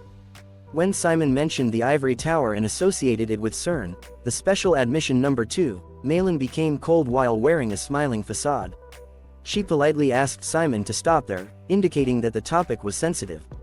Simon, realizing he might have unintentionally touched a nerve, apologized, and they decided to avoid further discussion about their noble families. With Dick's return, the final member of their group was introduced. A subject known for being time-consuming and involving many calculations, the girl's impressive score of 87 in hematology. She introduced herself as Kamibarez Ursula but mentioned that they could call her Kami for short. Kami expressed her gratitude for being allowed to join their group and pledged to do her best to contribute to its success. Simon reassured Kami that there was no need to be so formal, emphasizing that they were all in the same grade, but Kami said she was only 16 years old. Dick humorously pointed out that age didn't matter within their group, mentioning that there was a 20-year-old member among them. Malin, upon hearing Kami's last name, Ursula, seemed to recognize it. She asked if Kami was from the great vampire family Ursula. Dick also chimed in, expressing surprise that they hadn't heard about her if she came from such a prominent family. However, Kami clarified that her mother was an ordinary human, which appeared to explain why there was a lack of public awareness about her. Simon thought that she was an illegitimate daughter of the vampire family. It's not surprising for people to not talk about her if she has a troubling family history, similar to Simon's situation. Dick shared his background and aspirations, revealing that he came from the White Cow Merchant Group, one of the largest in the region. Kami was genuinely surprised. She couldn't believe that Dick was part of such a prominent family. Dick went on to explain that he was the third son in a family of 8 siblings and that he was sent to Kizen to study black magic due to his slight talent in the field. However, he had his own dreams and ambitions, intending to graduate from Kizen and establish a successful merchant group in Rakist, separate from his family's business. Simon acknowledged Dick's determination and told him that his goals were commendable. Malin, on the other hand, appeared rather indifferent to Dick's story, while Kami encouraged him and wished him luck. Their conversation was interrupted by a teaching assistant who assigned them to group number 7 and asked them to write down the names of their group members and the subjects they intended to focus on. The Ta also mentioned that they needed to choose a group name and a leader. When handed the paper to fill out their group information, Malin snatched it from Simon's hand, indicating that she was the group leader. Since she was the key member, Simon asked if she wanted to be the leader, to which Malin confidently accepted. With Malin as the leader, the group now needed to decide on a name. Malin turned to the others, asking for suggestions on what their group name should be. Malin confidently chose Team 7 as their group name, and while Dick suggested Malin Does It All, Cammy favored Pink Rabbit Girls. Simon couldn't help but laugh at the light-hearted suggestions. As they observed the growing intensity and arguments among other students trying to form groups, Dick explained that this was a common phenomenon during the student protection period. Students were racing to secure their positions and avoid being left without a group. Simon couldn't help but feel that the situation was cruel as he watched a student snatch a member from another group. However, both Dick and Malin emphasized that there was no time to worry about others, and competition was a part of the process. Malin pointed out that the struggling students' difficulties were due to their lack of effort, preparation, and skills, and they should have been more proactive in forming their groups. After the 30-minute group formation period came to an end, Professor Jane addressed the students who had not yet formed groups to come forward. The students say we won't see them at Kizen next week. Jane reassured them that a rough beginning didn't guarantee a bad ending. She encouraged them to remember their frustration and use it as motivation to try harder. Jane advised them to distribute the workload of other subjects among themselves to raise their overall scores. The students acknowledged her words and returned to their seats. Following this, Professor Jane made an important announcement regarding the upcoming group performance assessment. She revealed that in the first class of elementary black magic, which would take place when the student protection period was over, students would face a significant challenge. Their task was to battle a formidable monster, a Cyclops. After Professor Jane's announcement about the upcoming group performance assessment involving a Cyclops, the classroom was filled with murmurs and worried questions from the students. The students questioned whether they were capable of fighting a Cyclops with their current skills. In response, Professor Jane began to explain the rules. She clarified that teams would venture into Kizen's underground dungeon together to defeat a Cyclops. Only one member would engage in direct combat with the Cyclops, while the other 3 members would provide support from set positions. Hindrance skills, such as exhaust, binding, and blinding, were permitted, as well as various tactics, including bleeding and poisoning. However, direct attacking magic by necromancers was forbidden, including black magic. To enhance their chances of success, each team had to boost their capabilities to the maximum before the main test. Students would wear a protection vest with a barrier spell, and the grading would consider factors such as hunting speed, stability, teamwork, creativity, and the degree of completion of their magic skills. Jamie raised her hand to ask a question, inquiring whether the assessment would use Kizen's simulated system for virtual battles. Professor Jane clarified that they would be facing actual living Cyclops. She also reminded the students that they needed to sign a life waiver form.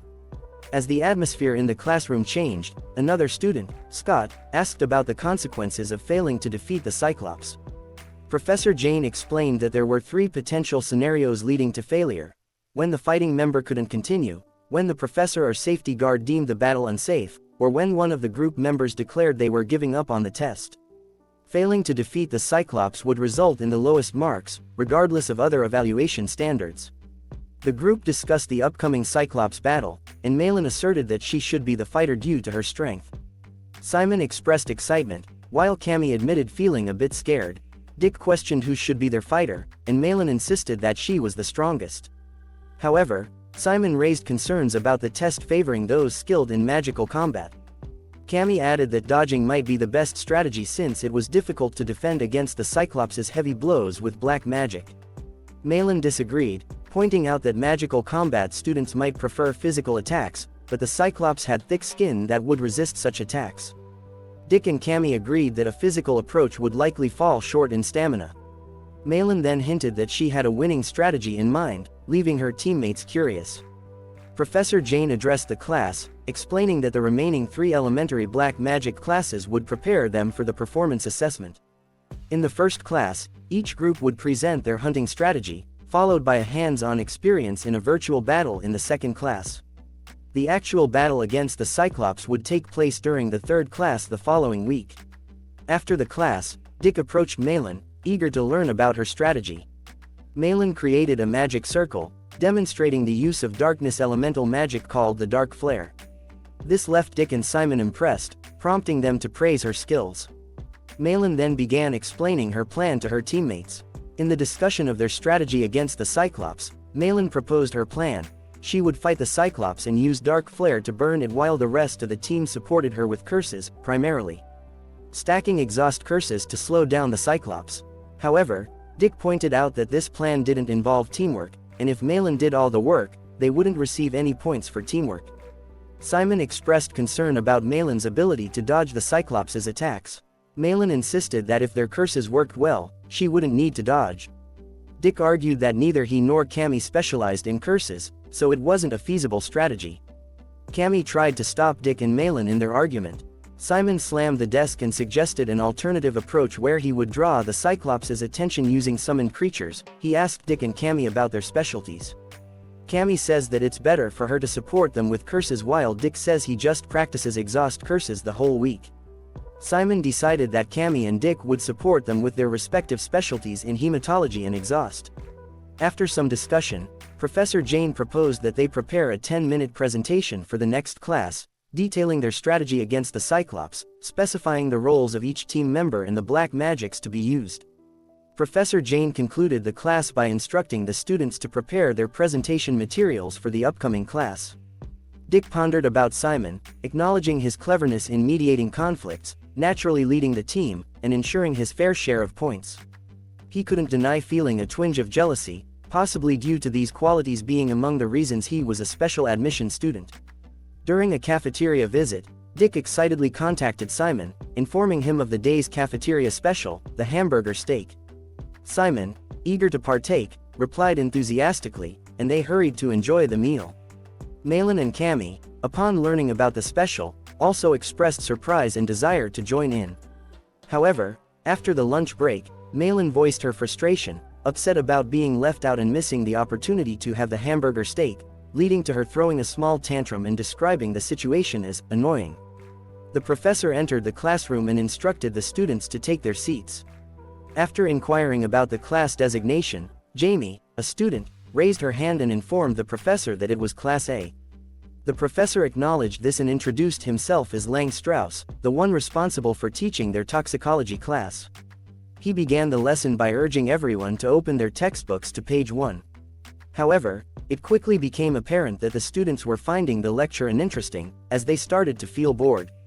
To add some excitement to the class, the professor suddenly announced that they would be making low-grade poisoning potions.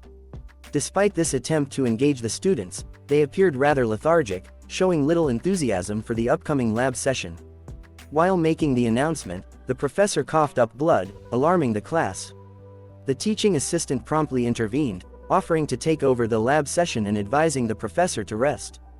Once Professor Lang left the classroom, the teaching assistant assumed control. She noticed one student who had fallen asleep and was drooling on their desk. Annoyed by this display of disrespect, she flung a book at the slumbering student, startling not only them but also Simon. The teaching assistant sternly scolded the class, demanding that they wake up and questioning class how they could act so rudely toward the professor. The teaching assistant, Francesca Belmond, sternly admonished the student who had fallen asleep, asking them how they could sleep at their desk during class and reminding them of basic manners. The students replied with a collective, yes, and, understood. Francesca introduced herself as Professor Langstein and took charge of the class for the day. She informed the students that they would be practicing the creation of a low-grade poisoning potion, and they could put away their textbooks.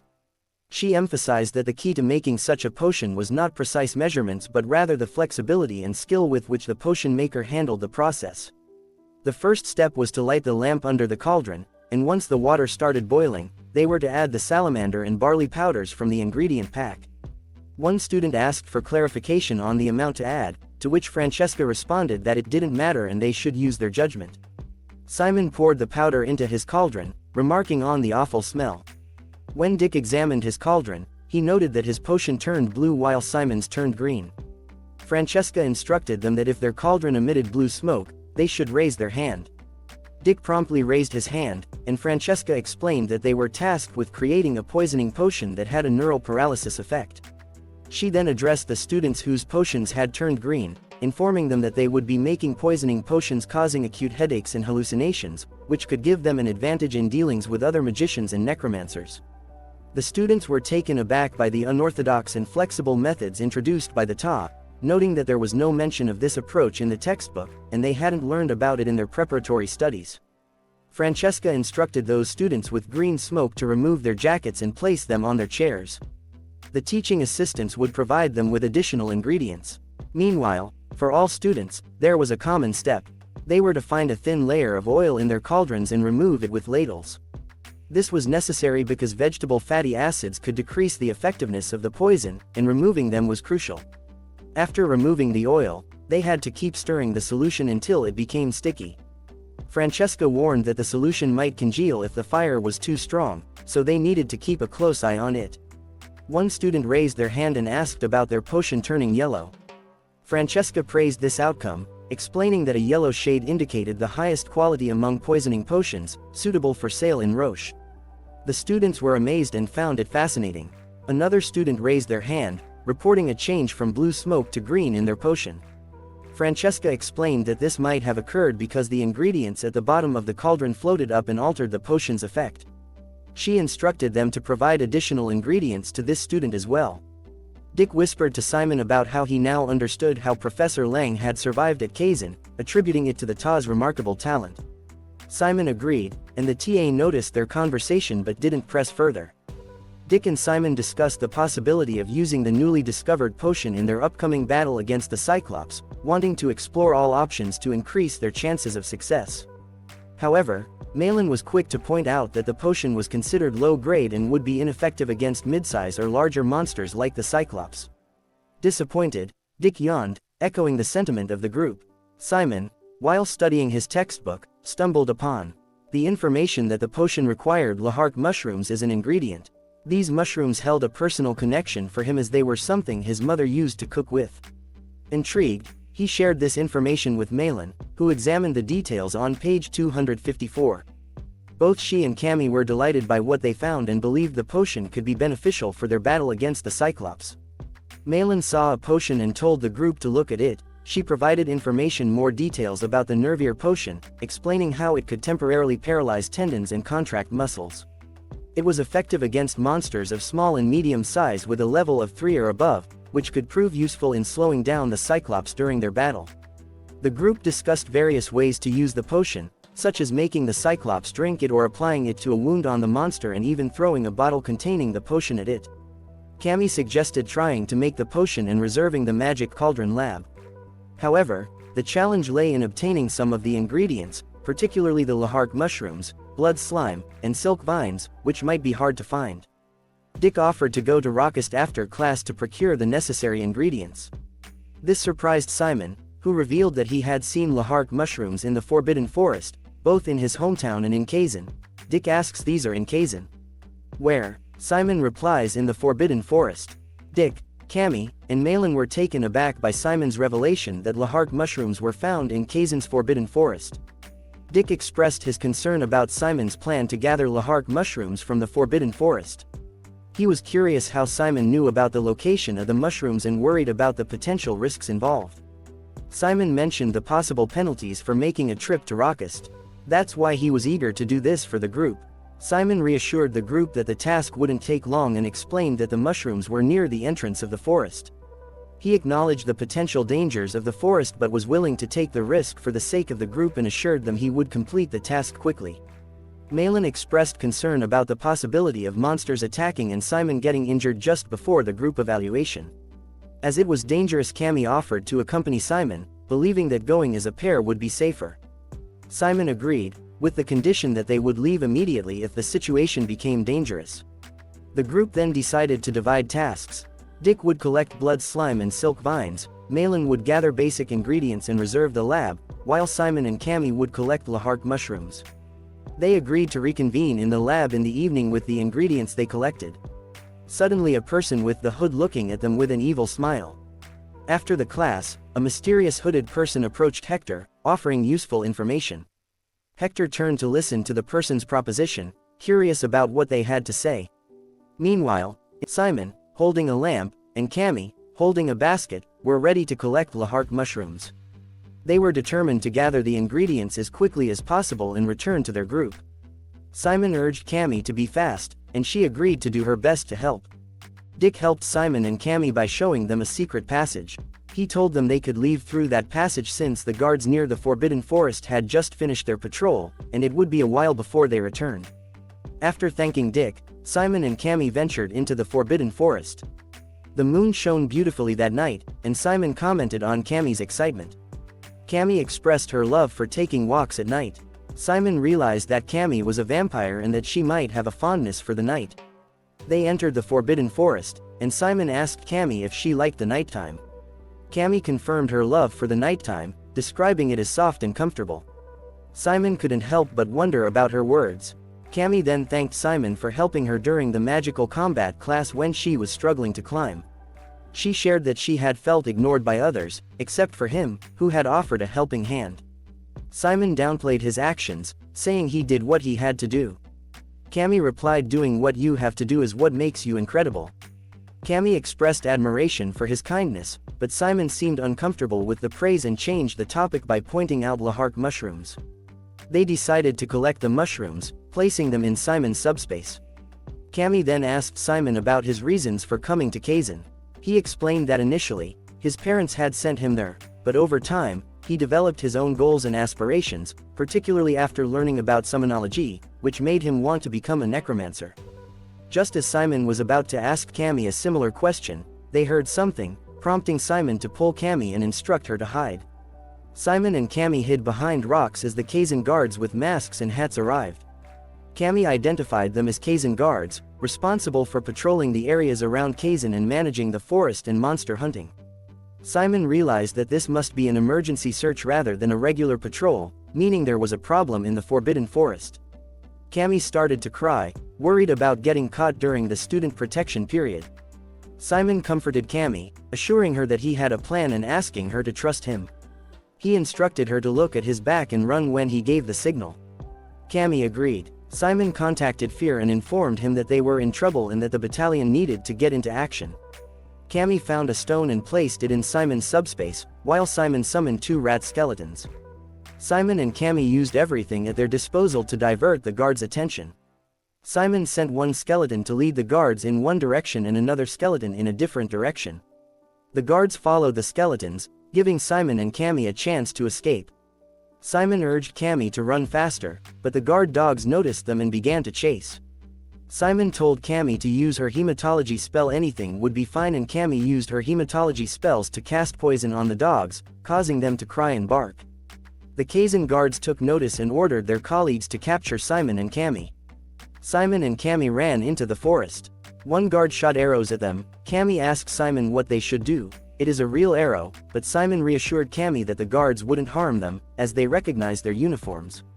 The guards continued their pursuit, urging Simon and Cammy to stop. Simon used magic and the stones to delay the guards, who were cautious about the possible magical attacks. The guards eventually lost sight of them and called out to continue searching, determined to find them.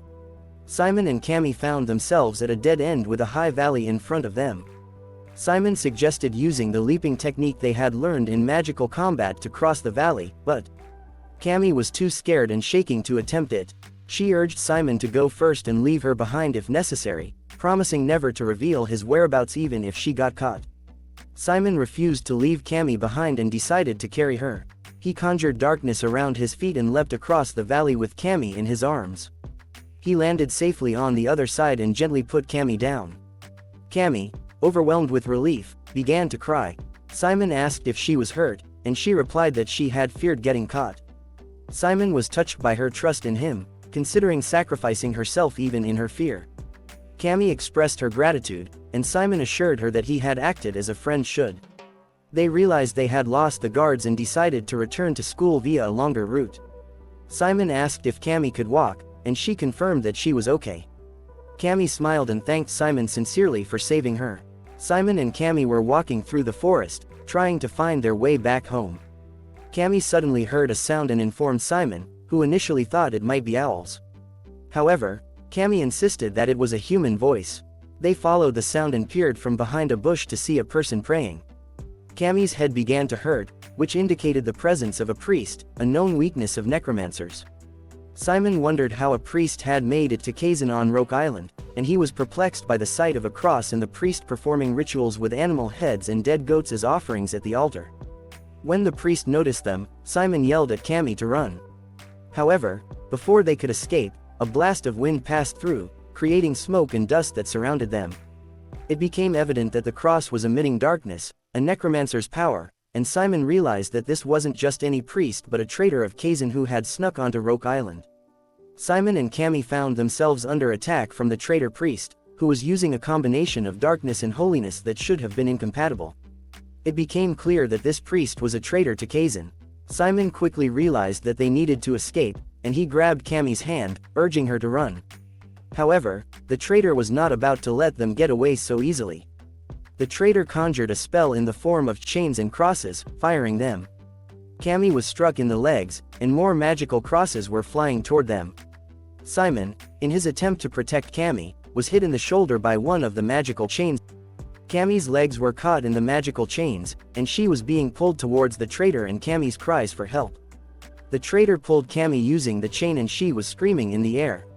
Simon watched in horror as she was slammed into a tree by the chains. The traitor continued to conjure chains to attack Simon.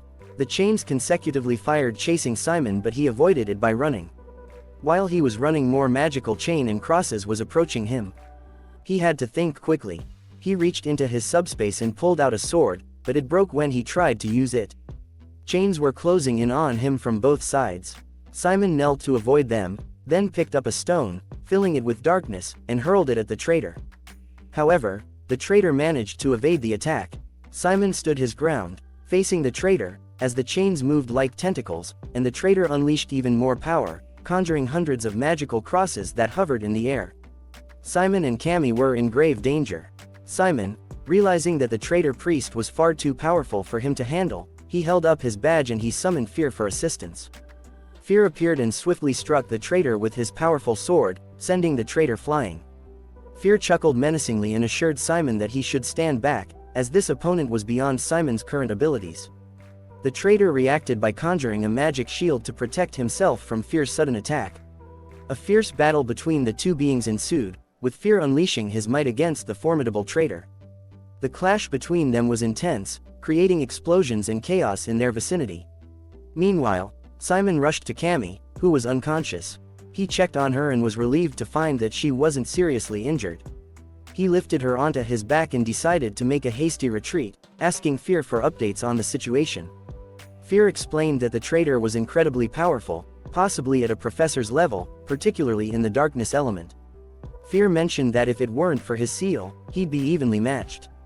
Simon says that he has a plan and Fear must follow his orders. Fear agreed to follow his orders, and replied that he was Richard's son, so he must have some clever ideas. As the intense battle raged on, a massive explosion rocked the battlefield, a clear sign that Fear and the traitor were locked in a fierce confrontation.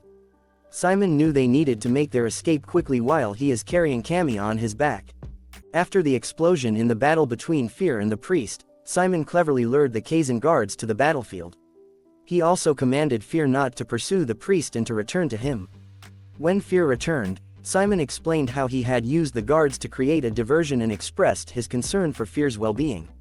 Fear assured Simon that he could handle the situation and that they needed to focus on helping Cammy, who seemed to be in more immediate need of assistance. Simon asked Fear if he could heal wounds, to which Fear replied that he couldn't but that they needed to escape quickly. Fear then carried Simon and Cammy to safety, dashing away from the battlefield. Once they were at a safe distance, Fear explained that there was likely a wide-range detection spell cast in the area, making it unsafe for him to approach further. Simon thanked Fear for saving their lives, and Fear expressed his attachment to Simon as their newly formed contract and said he couldn't lose Simon already. Fear departed, and Simon wished him well. Simon now had to decide on his next steps. He couldn't risk taking Cammy to the central ward because they'd be asked how she got hurt, potentially revealing their dangerous encounter with the traitorous priest. Instead, he decided to go to the dorm caretaker, seeking her assistance. When he arrived at her door with Cammy in his arms, the caretaker was taken aback and asked him what had happened. Simon implored her for help. The dorm caretaker was initially surprised by Simon's request to bring Cammy into the boys' dorm as it was forbidden. hesitated but ultimately agreed when she saw the urgency of the situation. She asked what had happened, and Simon, while unable to provide details, earnestly requested her help in treating Cammy. Simon promised to explain everything later and begged the caretaker to prioritize Cammy's treatment. The caretaker consented and instructed Simon to lay Cammy down for her to assess the injuries. As the caretaker examined Cammy's wounds, she noticed that most of the injuries were minor, consisting of light scratches and bruises. However, one of the wounds appeared to be a deep cut from a sharp object. She inquired if this had resulted from a fight with other students, but Simon insisted that they hadn't fought and apologized for not disclosing more details. The caretaker agreed not to press further, emphasizing that students at Kizen often did whatever they could to survive, even if it meant hurting themselves or others. While treating Cammy's wounds, the caretaker also attended to Simon, checking his injuries. She stressed the importance of health and well-being, hinting at the tough nature of Kizen and the need to prioritize one's health. Simon expressed his gratitude to the caretaker, acknowledging her assistance. She assured him that it was her pleasure and advised him to return. The caretaker arranged for a trusted staff member from the girls' dorm to take Cammy back to her room.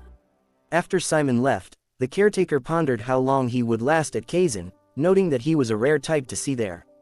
Simon returned to his dorm late at night, and Dick, relieved to see him, hugged him tightly. Worried about Cammy, Dick asked if they were both okay, to which Simon reassured him that they were fine and told Dick to calm down. He explained that they had been chased by the guards and got lost. He inquired about Malin, and Dick replied that he had been chased by the guards too and explained that he had informed Malin about the guards, and she suggested postponing making the potion until the next day. As they prepared to sleep, Simon's thoughts lingered on Cammy's reaction to the previous night's events. He thought he was used to seeing someone praying as his mom was a priest, but Cammy. He couldn't help but contemplate the shock she must have experienced. He decided that he should talk to her privately the next day. The following morning, Cammy greeted Simon with a smile, looking as though nothing had happened the night before. Simon asked if she was okay, and she reassured him that she was fine. She mentioned that the previous night felt like a dream, starting out pleasant but turning into a nightmare, hinting at the shocking events of their night out. Simon thought, is she thinking the whole thing was like a dream because it was so shocking? It's a good thing if that makes it easier for her to handle the shock. Simon later pulled Cammy aside and discussed the situation with her, explaining that the priest had fled after encountering the guards. They might have seen Simon's face but not hers. He advised her not to reveal what had happened and to act normally. Cammy expressed her eagerness to help, and Simon agreed but emphasized that there was nothing to investigate immediately. He assured her that he would ask for her help if needed. In the Caterology class, Professor Bahil introduced the day's topic, addressing the students' reliance on correction devices in their previous exhaust class. So in this class, they will practice with an easier curse. This remark seemed to hit a nerve with Simon, who had struggled during that class. Professor Bahil went on to explain that they would be working with the transfer curse in this session. He described the curse's foundation as being the formula that granted darkness to the targeted object and emphasized that the goal for the day was to float a magic circle in the air without relying on a correction device. The plants in front of the students would bloom when infused with darkness, and their task was to use the transfer curse to make the plant bloom. As Simon struggled to create a perfect magic circle for the transfer curse, he experienced frustration and disappointment. His friend, Dick, noticed Simon's struggle and asked if he was okay, to which Simon admitted that he was not. Concerned for Simon, Professor Bahil approached him, grabbed his shoulder, and asked how he was handling the situation. Simon listened to Professor Bahil's advice and admitted that he was struggling to create the magic circle. In response, Bahil offered guidance, suggesting that Simon use his core. Bahil explained that Simon's inexperience in core operation was affecting the solidity of his darkness, making it difficult to form a proper magic circle. He noted that core operation was a fundamental skill, but it was challenging to teach, as everyone had unique methods of operating their core. To assist Simon, Bahil cast a sensory curse, enhancing his senses. Bahil highlighted that curses could be a valuable tool for guiding and helping students, not just for causing harm. He instructed Simon to concentrate and explained the process of running mana through his core. Simon closed his eyes and focused, attempting to follow Bahil's guidance. As Bahil continued to explain the importance of developing mana circulation, Simon realized that his darkness was unique and needed a different approach to core operation. Simon followed Professor Bahil's instructions, focusing on his core and allowing the darkness to flow naturally. As he concentrated, his core grew larger and more stable. Bahil encouraged Simon to think of his core as a living creature and to soothe it, allowing it to lead. Once Simon successfully conjured his core, Bahil praised his progress. He then reduced the sensory enhancement to 50%. Bahil provided Simon with a valuable tip, explaining that darkness had a tendency to remember its flow, much like a habit formed through repeated actions. He emphasized the importance of practice in developing good habits. With his core now formed, Bahil suggested that they try casting the curse. Simon agreed, and Bahil encouraged him to complete the magic circle as he saw fit. Simon conjured the magic circle, and once it was perfectly formed, Bahil instructed him to activate it. The darkness flowed into the plant, transforming it into a tree. Simon's successful display of power surprised the other students in the class. Bahil commended Simon, highlighting his unique and special darkness. He encouraged Simon to consider how best to utilize his talent and in which direction he should proceed to harness his special darkness to its full potential. Simon was eager to improve further and asked Professor Bahil for feedback on the curse he had just cast. Bahil praised Simon for his objective self-assessment, which demonstrated his commitment to self-improvement.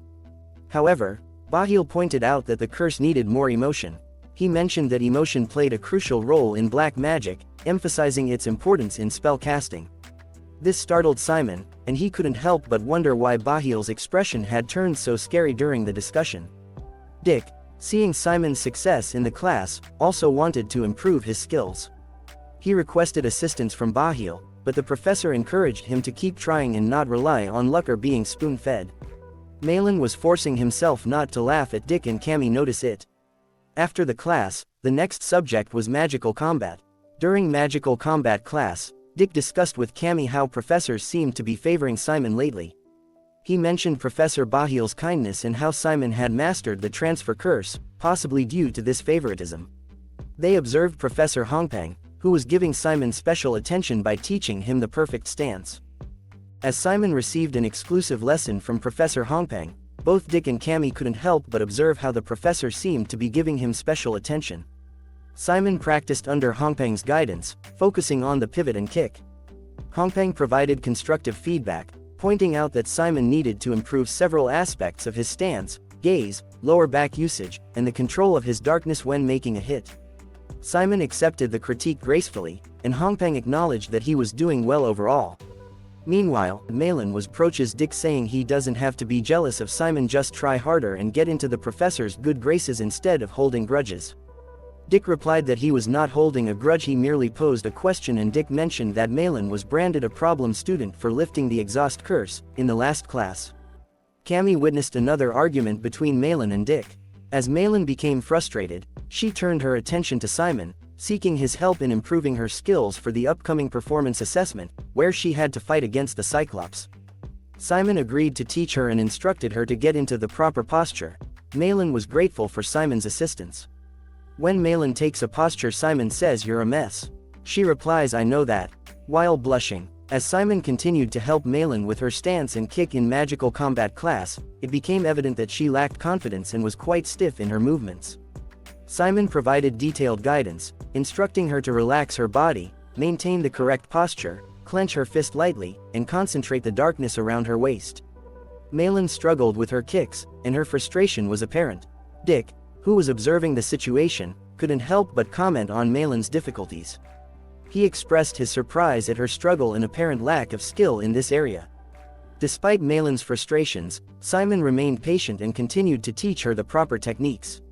He emphasized the importance of using core strength, focusing on form, and controlling the darkness. Malin called out, ordering Simon to touch her for a hands-on lesson, and her words were overheard by the rest of the class. The students remarked that Malin had requested Simon's touch, prompting murmurs among them about whether Simon and Malin were in a romantic relationship. Simon decided to clarify the situation. Simon touched Malin's legs and says, "So. You gather the darkness here, and as you turn, you move it here." Malin was surprised and said it was not the right time when a misunderstanding to arise. Simon replies that it's better to stay cool than lash out to deny something if she wants to clear up the misunderstanding. Malin blushed and agreed to focus on improving her skills. Simon resumed teaching, demonstrating the correct movements and encouraging Malin to concentrate on the darkness where he had indicated. Malin attempted a 45-degree kick with her eyes closed but ended up stumbling and falling. Simon checked if she was okay and offered words of encouragement, acknowledging her progress. The other students who had witnessed the scene cleared up the misunderstanding, acknowledging that Simon had merely been teaching Malin the proper posture. Some female classmates approached Simon praising his teaching and expressing interest in receiving instruction from him as well. Malin, who was still on the ground, looked somewhat jealous as the other girls sought Simon's guidance. In the Summonology class, Professor Aaron introduced the topic of restoration and demonstrated the process by restoring a rat skeleton with a simple beckon of his finger. He explained that the restoration was made possible because even when a skeleton's body was scattered due to a strong shock, its bones still retained residual darkness. By activating this remaining darkness and maximizing the property of attraction, the bones could be pulled back into their original structure. The students in the class began practicing the restoration technique, with some struggling and others appearing overwhelmed by the concept. Simon, on the other hand, was initially engrossed in reading a book. Malin approached Simon and questioned his relaxed demeanor and whether it was okay for him to be slacking off. In response, Simon casually beckoned his finger, demonstrating the restoration technique by instantly restoring his skeleton. Simon flashed a peace sign with his reconstituted skeleton. Malin seemed impressed by Simon's skill and playfully mentioned that he shouldn't get a big head just because he was good at restoration. She then reminded him of a promise he had made.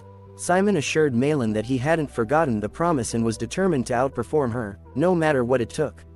Malin acknowledged his commitment and reminded him once again to keep his promise. Malin expressed her frustration to Simon, mentioning that she could have scored 9 in Summonology if she could have solved question number 20. Simon seemed surprised and asked which question she meant, specifically mentioning the exam they took during Professor Jane's class. Malin confirmed it was the question on the last page and then asked Simon about his answer to question 20.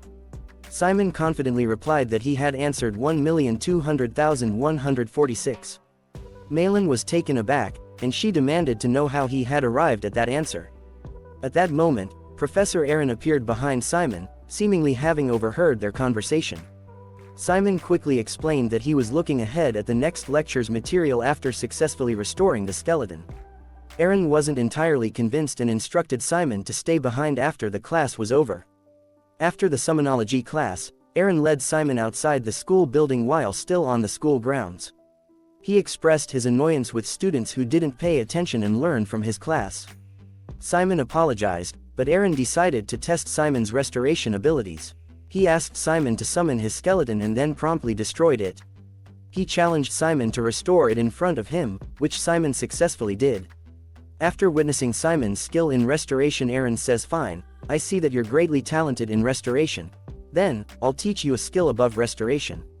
Simon was confused. He asked, "Weren't you going to reprimand me for not paying attention in class?" Aaron says, "What are you talking about? This is an extra lesson." Aaron provided Simon with an extra lesson and explained the importance of professors offering additional guidance to students who excel in their regular classes. Simon was deeply touched by Aaron's gesture and couldn't help but admire him. Aaron then instructed Simon to get into position for the lesson. He introduced a unique aspect of this lesson, demonstrating a skeleton made from the bones of a demon. Aaron used the skeleton to showcase a powerful attack skill that utilized restoration magic. By pointing his finger, he disassembled the skeleton, sending its bone parts hurtling towards a tree, creating a bone-piercing attack. The tree shook from the impact, scaring a nearby squirrel. Aaron continued to demonstrate his skills by using the bone parts to encircle the squirrel, creating a bone prison. Finally, he also showcased a defensive skill by commanding the bones to form a protective bone armor around himself. Simon was clearly impressed by the display of power and skills demonstrated by Aaron during this extra lesson. Simon says that it was so cool. Aaron explained to Simon that depending on a necromancer's capabilities, the skeleton could serve as a weapon, a prison, or armor. The skills he had just demonstrated were applications of restoration magic, which Simon was already familiar with to some extent. Simon acknowledged this and thanked Aaron for his guidance. Aaron then explained that they would focus on the bone-piercing skill. However, before they could proceed, Aaron pointed out a habit that Simon needed to correct in his restoration magic. He explained that the key to restoration was to send the skeleton to the intended location from the start, rather than relying on moving a fully restored skeleton afterward. Simon realized that this was similar to what Fear had mentioned earlier. Following Aaron's instructions, Simon attempted to restore the skeleton in front of him. Aaron noted that it wasn't terribly slow, and they moved on to the next skill, bone piercing. Aaron emphasized that restoration and bone piercing were two distinct skills, with the latter being an application of restoration magic. To achieve a piercing effect, Simon needed to tilt the bones during the restoration process so that the sharp ends would dig into the enemy's flesh. Aaron demonstrated how to use the bone as a sharp blade by focusing the darkness on it in one direction. He also showed that bones without piercing parts could be used to bind an enemy effectively. In a practical demonstration, the skeleton's tail ensnared Aaron, showing the binding effect of this technique.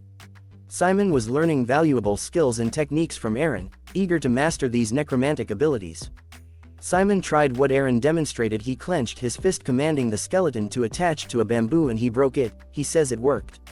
Aaron acknowledged his progress but also reminded him that he was still just choking the enemy with the bones at this point, but since he can repurpose the destroyed skeleton as an attack, that gives him a new card to play. Aaron says to keep training it so that he can use it in the actual battle. Simon expressed his gratitude to Professor Aaron, and Aaron noted that Professor Jane had chosen Cyclops hunting as the performance assessment. He asked if Simon was going to fight. When Simon mentioned that Malin, his teammate, would be going out to fight, Aaron praised the decision and emphasized the importance of supporting one's teammate. He also reminded Simon that the extra lesson was merely additional training. As the afternoon turned into evening, Aaron took his leave, and Simon thanked him once again for the valuable extra lesson. Simon was back in their classroom. Malin, Dick, and Cammy were concerned for him. They thought that Simon was being punished for not being attentive in class. Cammy said it's still the student protection period. How cruel of him to punish you physically. Dick says I heard physical punishment at Kizen starts with whipping. Malin blamed herself, saying if only I hadn't mentioned question number 20. Simon urges them to calm down. Simon says it wasn't a punishment, it was just an extra lesson. The three became silent. They were relieved to learn that it was actually an extra lesson and not a punishment. After calming down, they shifted their focus to their potion-making task. Malin proudly showed the potion they were working on, and Simon expressed his confidence in her skills. Cammy chimed in, we all worked so hard on this. I hope it's effective. Dick says, oh, since we're all here, let's prepare for tomorrow's presentation. Team 7 discussed their presentation tomorrow and reviewed the expected questions. They got all 300 of the expected questions and they have responses for all of them. They were all tired but still cheered, saying go, team. The next day they present their presentation to Professor Jane. Professor Jane's feedback on their presentation took the team by surprise. She pointed out that their roles within the group and their combination of black magic lacked creativity and that their approach was quite conventional. The team had anticipated hundreds of questions but none of the ones they had prepared were asked. Professor Jane began the evaluation of Group 7 by asking about their role distribution. Malin responded, explaining that their primary goal was to defeat the Cyclops quickly and efficiently, prioritizing this over clearly defined roles within the group. Jane acknowledged, that means these positions are the best formation for your group. Simon, feeling the need to impress, clenched his fist. Jane then turned her attention to Simon, asking for his opinion. Simon realized that there might be a specific answer Jane was looking for, but he also understood the importance of the student protection period presentation. He decided to focus on showcasing their teamwork. Simon stated, first, I'm aware that our group lacks creativity in terms of combining black magic. But what's more important than creativity is safety. We'll hunt the Cyclops in a more stable manner than any other group and, in doing so, earn high marks in our respective strengths to make up for the points we lose in creativity. Jane agreed, saying, if you say so, fine. Let's discuss the next point. She then addressed Kamiber as Ursula, a hematology student who had given up the attacking position to a Caterology student. Jane asked, you're the student of hematology and thus will need to be taking charge of attacks. But I see that you've given up the attacking position to a Caterology student, and you're supporting with cursing instead. I'd like to hear your thoughts on this. The group found this a challenging question and silently cheered for Cammy. Cammy explained, it's due to the unique nature of the Cyclops we'll be fighting against. The Cyclops has tough and firm skin. Hematic spells are more effective with physical damage, so it's not easy to defeat the Cyclops with hematic spells. Malin knows how to use Dark Flare, a darkness elemental spell, so I think we can burn the Cyclops alive with Dark Flare. That's why I thought Malin was more appropriate in attacking the Cyclops. Jane understood the reasoning and then asked Cammy what she would do if they faced a different monster. Cammy boldly replied, "In that case, I'll be the main dealer." Simon and Malin were amazed at Cammy's newfound courage, while Dick was equally impressed, though Cammy herself seemed a bit shy. Finally, Jane turned to Dick Hayward and, instead of discussing their group presentation, scolded him for chatting with the student next to him during class. Jane then moved on to the next group, Group 8. After class, the students went to the cafeteria, engaging in various discussions about homework, confusing lessons, and what to drink. Simon was waiting for someone and thinking about when she might arrive. He was eager to see this person today, no matter what.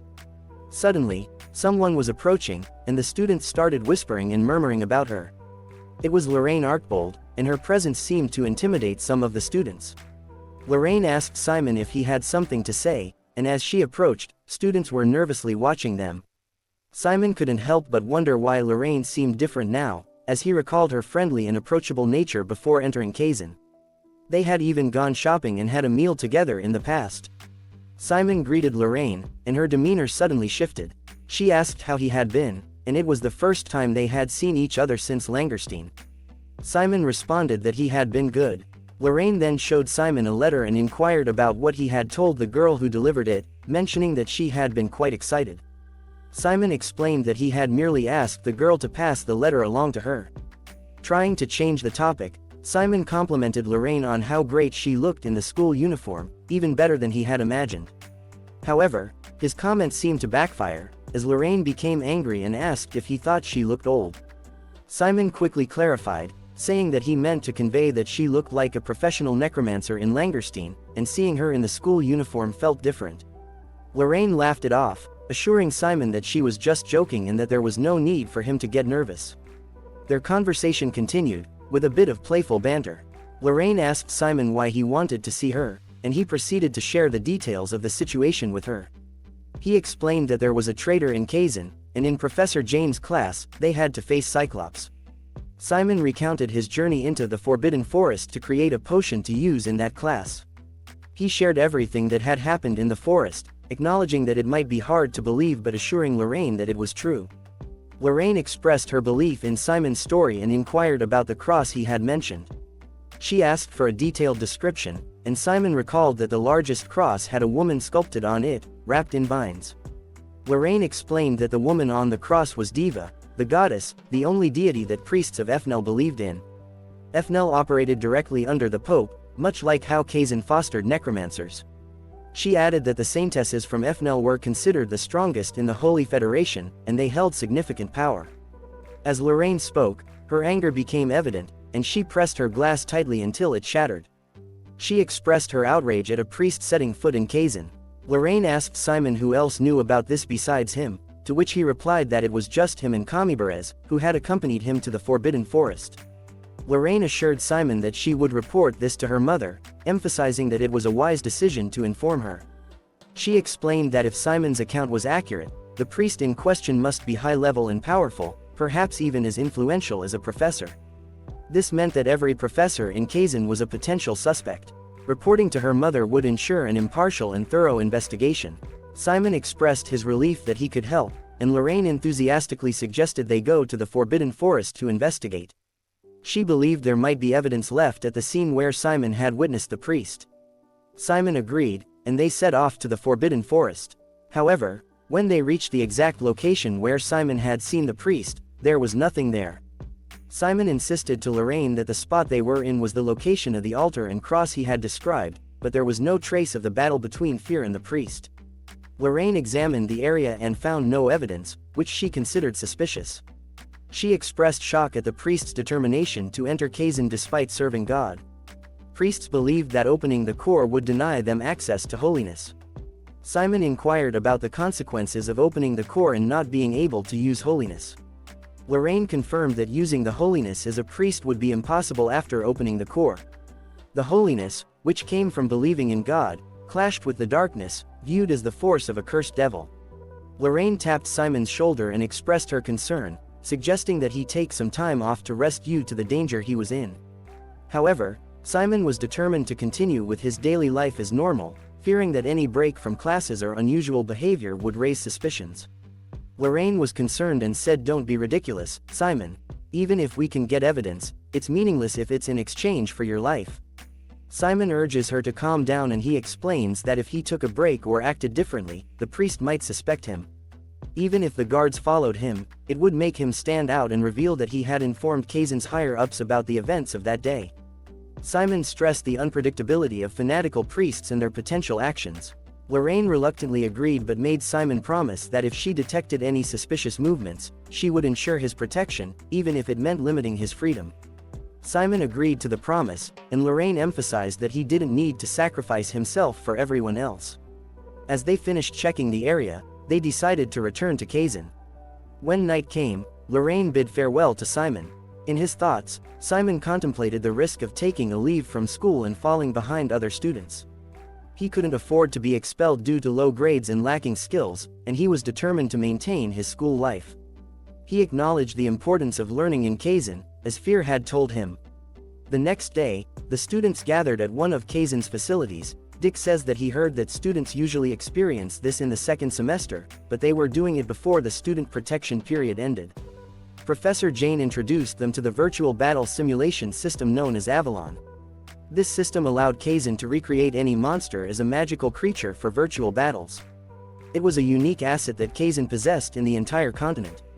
Professor Jane explained that the rules of the virtual battles were the same as the actual performance assessment, and each student would experience a maximum of 3 virtual battles before the real match. The fighters would wear vests with a barrier spell, and when the barrier gauge reached 0, the training would end. Students would then wait in a designated waiting room to get a sense of how the actual battle might unfold. Group 5 was assigned to their simulation battle, and Dick noticed that Cindy was in this group. Simon thought about the balance of their group, which consisted of students specializing in Caterology, darkness dynamics, toxicology, and spiritology, with the spiritology member as the fighter. Professor Jane commenced the simulation battle for Group 5, and when they entered the field, a Cyclops appeared. Cindy confidently conjured a scythe using her darkness magic and initiated the battle. However, after 1 minute and 16 seconds, Group 5 had only dealt 22% damage, resulting in their failure in the simulation battle. Watching from the sidelines, Dick and Cammy noted that the Cyclops was more challenging than they had anticipated, and the curse needed to be cast faster. Professor Jane called for the next group, which included Group 3 and Group 7. Hector approached Simon and asked if he was the fighter in his group, but Simon clarified that Malin was the fighter. Hector made a sarcastic remark about Malin's background, to which Simon defended her as the best fighter among them. As they prepared for the simulation battle, Professor Jane explained that Group 7 would take on the supporting positions. They would be hidden from the Cyclops, but leaving the yellow circle would result in disqualification. Simon expressed his concern for Malin, but Dick reassured her not to be too nervous, as it was just a virtual battle. They encouraged Malin, and she appeared ready to face the challenge. Professor Jane announced the start of Group 7's first simulation battle, and the Cyclops approached them. Malin, as the leader, instructed the group to get ready and asked if they remembered the strategy. The group confirmed their readiness, and Simon thought that Malin appeared to be handling the situation well. He focused on his role, summoning 2 skeletons, while Cammy prepared a magic circle for the battle. However, the Cyclops' attack was swift, taking everyone by surprise, including the summoned skeletons. Malin was defeated in a single strike, leaving the group in shock and confusion. Simon and the others asked if Malin was okay, concerned for her well-being. After their first virtual battle, Professor Jane commended Group 7 for carrying out parts of their initial plan. But they all looked weary from the battle. She noted that the summoner, Simon, had managed to draw the Cyclops' attention with the skeletons. However, she pointed out that other group members had fallen behind overall. Professor Jane emphasized the importance of proficiency, encouraging the group to minimize misses when casting spells. Group 7 thanked their professor. In another simulation room, Hector's group was victorious in their virtual battle, defeating the Cyclops in just over 4 minutes and dealing 100% damage.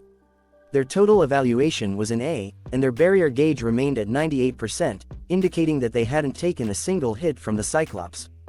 The other students observed Hector's success, wondering if they could achieve the same. Hector walked past Simon with an arrogant smile, prompting Malin to rally her group and encourage them to win in the real battle. As they entered their second trial, Dick provided instructions to Malin, suggesting that she should dodge the Cyclops' attack. Malin agreed to try, and they focused on using the persistence formula to stack up curses on the Cyclops. They began to cast curses, but Malin slipped and fell during the battle. Unfortunately, their second trial concluded with 42% damage dealt. The virtual battle duration concluded in 3 minutes and 45 seconds, resulting in a total evaluation of E. Cammy acknowledged that their next attempt would be their last, and the group prepared for their final trial with determination. In their third and final attempt, Simon came up with a new plan to ensure their victory. The basic strategy remained the same, with 2 curse casters and Malin casting Dark Flare. However, Simon introduced a more complex element to their plan. He instructed Cammy and Dick to use a 4-layered exhaust spell with multiple incantations. While Dick expressed uncertainty about performing multiple incantations, Simon assured them that he would buy as much time as possible with the skeletons. They decided to use the terrain and Dick's specialty, enchantment, to enhance their strategy. As the third trial began, Simon's summoned skeletons climbed the Cyclops, diverting its attention. Cammy and Dick started casting the 4-layered exhaust spell, and Malin worked on Dark Flare. The skeletons continued to distract the Cyclops as it climbed, and Simon summoned a 7th skeleton. When the Cyclops was within range of the exhaust spell, they released the 4-layered exhaust followed by Dark Flare. Simon instructed Malin to dodge the Cyclops' attack, and she followed his lead. As Malin dodged the Cyclops' attack, Simon told her to run ahead, and Dick started casting the exhaust spell again. Cammy used a hematic spell to block the Cyclops' view, and the summoned skeleton pulled a chain to choke the Cyclops. Simon directed Dick to use enchantment to secure the chains. With the Cyclops struggling and its vision blocked, Malin was ready to finish it off. She conjured a powerful Dark Flare, causing the Cyclops to fall to its knees and then to the ground. Their simulation was a success, with a duration of 6 minutes and 48 seconds, 100% damage dealt, and a barrier gauge at 97%. The total evaluation of the simulation was a B. The group celebrated their victory, having overcome the challenge together.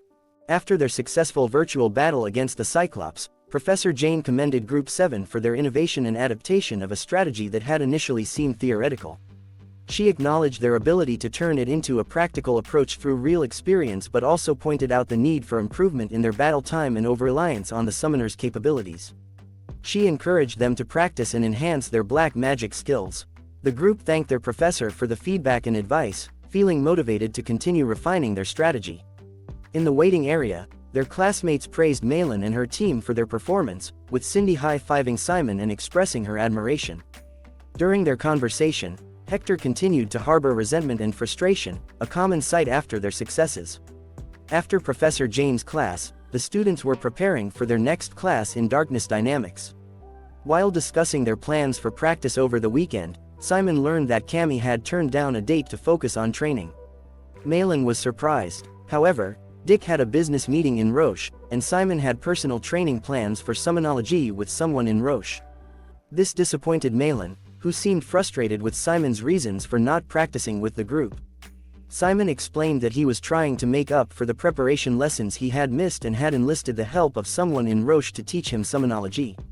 Over the weekend, Simon visited Fear for training. Fear greeted him, and Simon immediately requested that Fear take a look at his skeletons. He explained that he had several skeletons that needed to be incorporated into the battalion and required many weapons for distribution. Fear inquired about the injuries sustained by Simon's skeletons, to which Simon explained that they had been damaged during the recent simulation battle. Fear examined the skeletons and pronounced them all good as new. Following the inspection, they began their training session. Fear suggested using a human-type skeleton for the training and explained that they would focus on teaching Simon how to control multiple skeletons effectively. Simon mentioned that he could currently control a maximum of 2 skeletons at once, and attempting to control more led to confusion. Fear assured him that the number of skeletons controlled was not as important as the skill in doing so effectively. They decided to focus on controlling 2 skeletons at a time during their training. The training began with a sparring match using their controlled skeletons. Simon's skeleton charged at Fear's, resulting in a clash. Both Simon's and Fear's skeletons took turns attacking, and Simon's 2 skeletons were eventually defeated. Simon protested, believing that they had agreed to use only 2 skeletons at a time. Fear clarified that they had used only 2 skeletons simultaneously, just as Simon had requested. However, what made the difference was the technique of cross-operation, where the control was rapidly shifted between the 2 skeletons, effectively widening the scope of limited control. To demonstrate the concept, Fear controlled the skeletons in a cross-operation pattern. Simon observed and grasped the technique as Fear explained its significance in managing multiple skeletons. Fear then proposed a real battle to help Simon master the cross-operation technique, and Simon eagerly agreed to the challenge. Their goal was for Simon to become proficient in cross-operation, a key strategy for controlling multiple skeletons effectively. The scene shifts to Group 7 training and practicing. After their training, the group took a well-deserved rest. Dick expressed his exhaustion, but Malin complimented the team's progress, especially Simon's improved control over the skeletons. Cammy agreed with Malin's assessment. Malin noted that Simon could now control 3 skeletons, which was an improvement from his previous limit of 2. She asked Simon about the source of his improvement and whether he was being taught by a professional necromancer or someone affiliated with Kizen. Cammy also expressed her interest in learning from Simon's teacher, given his rapid progress.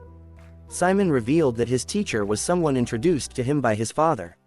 Malin and Cammy were intrigued and expressed their desire to learn from Simon's teacher, believing that the person must be a great master of black magic. Meanwhile, Fear communicated telepathically with Simon and jokingly mentioned how popular he was among the group. Simon requested that Fear keep a lower profile, as his head was hurting.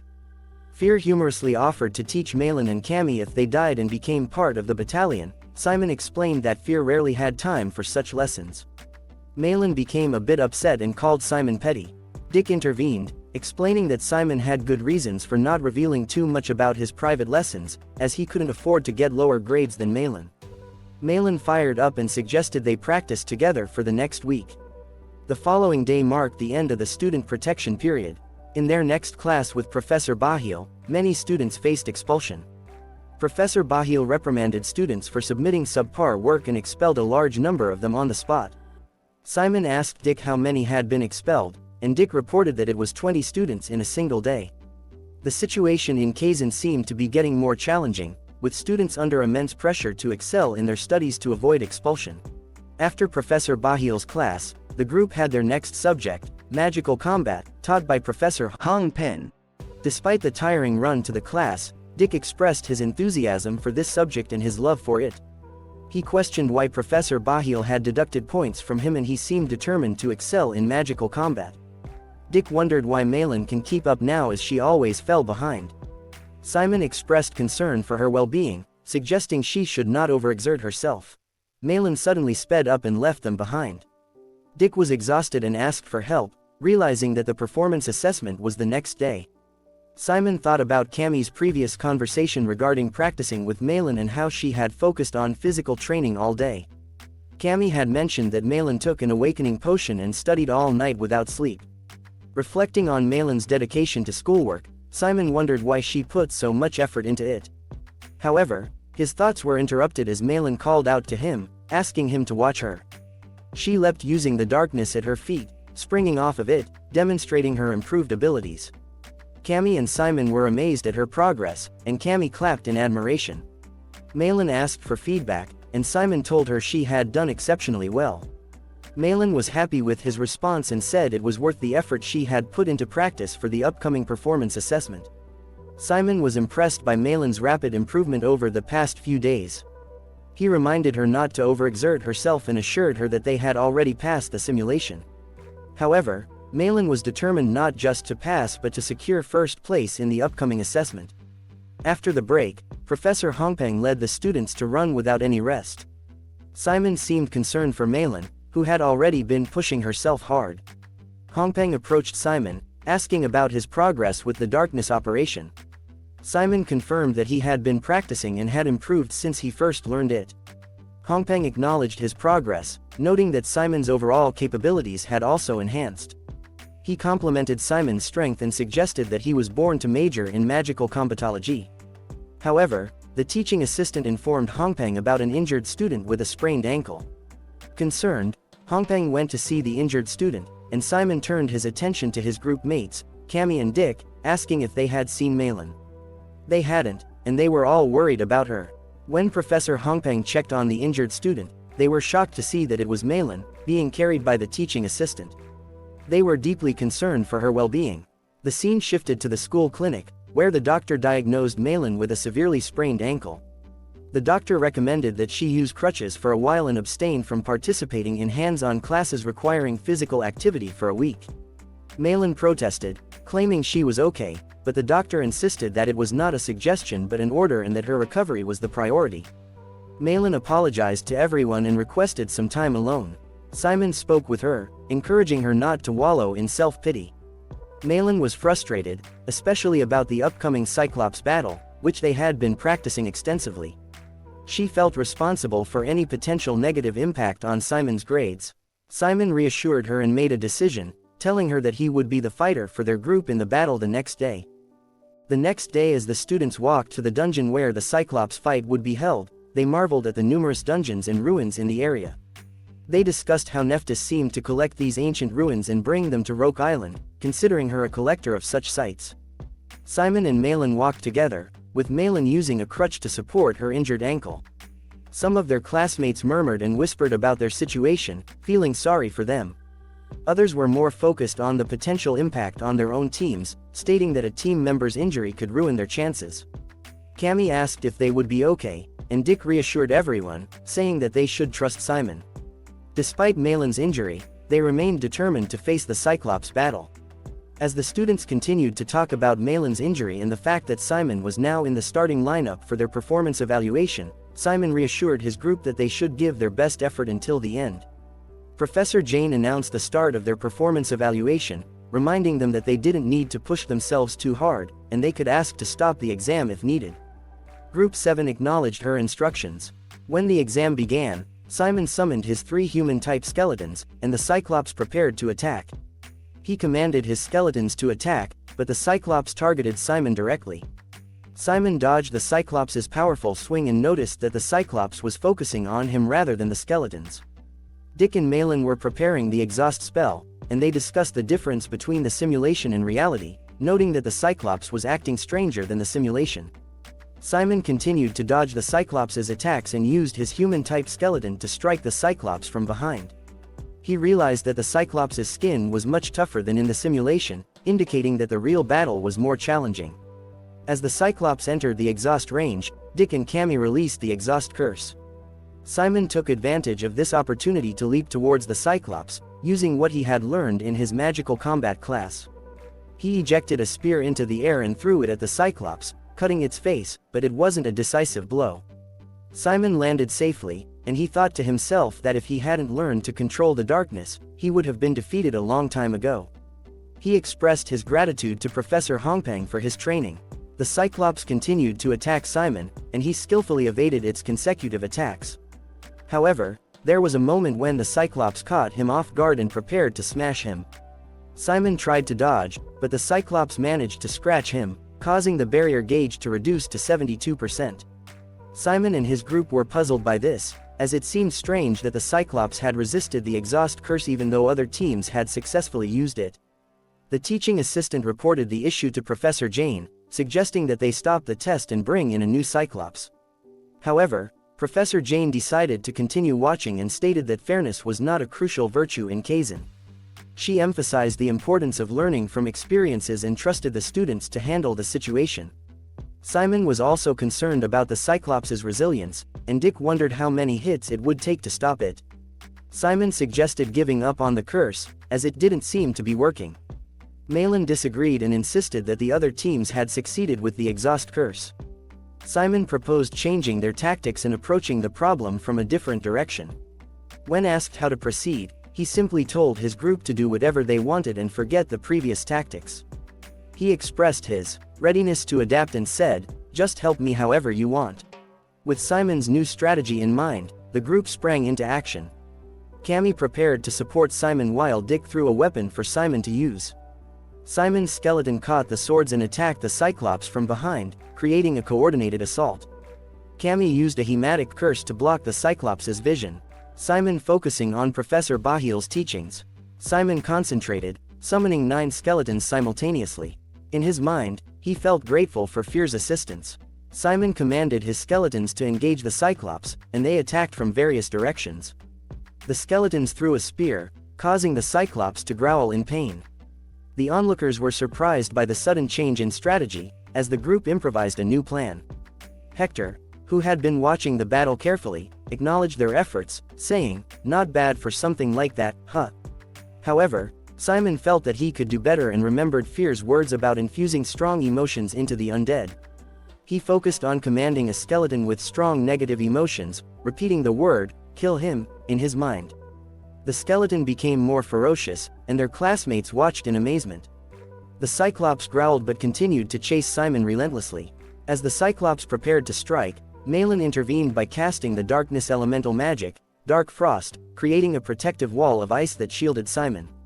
Malin encouraged him not to stop and to keep going, instilling determination in Simon. The Cyclops exerted force to break the ice wall, but before it could reach Simon, Cammy used a spell called the Ursula Hematic Magic, causing blood to overflow in the Cyclops' veins, creating immense pressure. The situation intensified as the group pressed on with their unique and improvisational strategy. As the battle continued, Cammy felt weakened after using her powerful spell, and Dick offered his support. Cammy encouraged Simon, reminding him that it was all in his hands.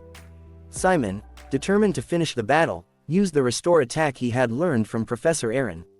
He created bone nails that pierced the Cyclops' body, causing the students watching to express their amazement at his skill.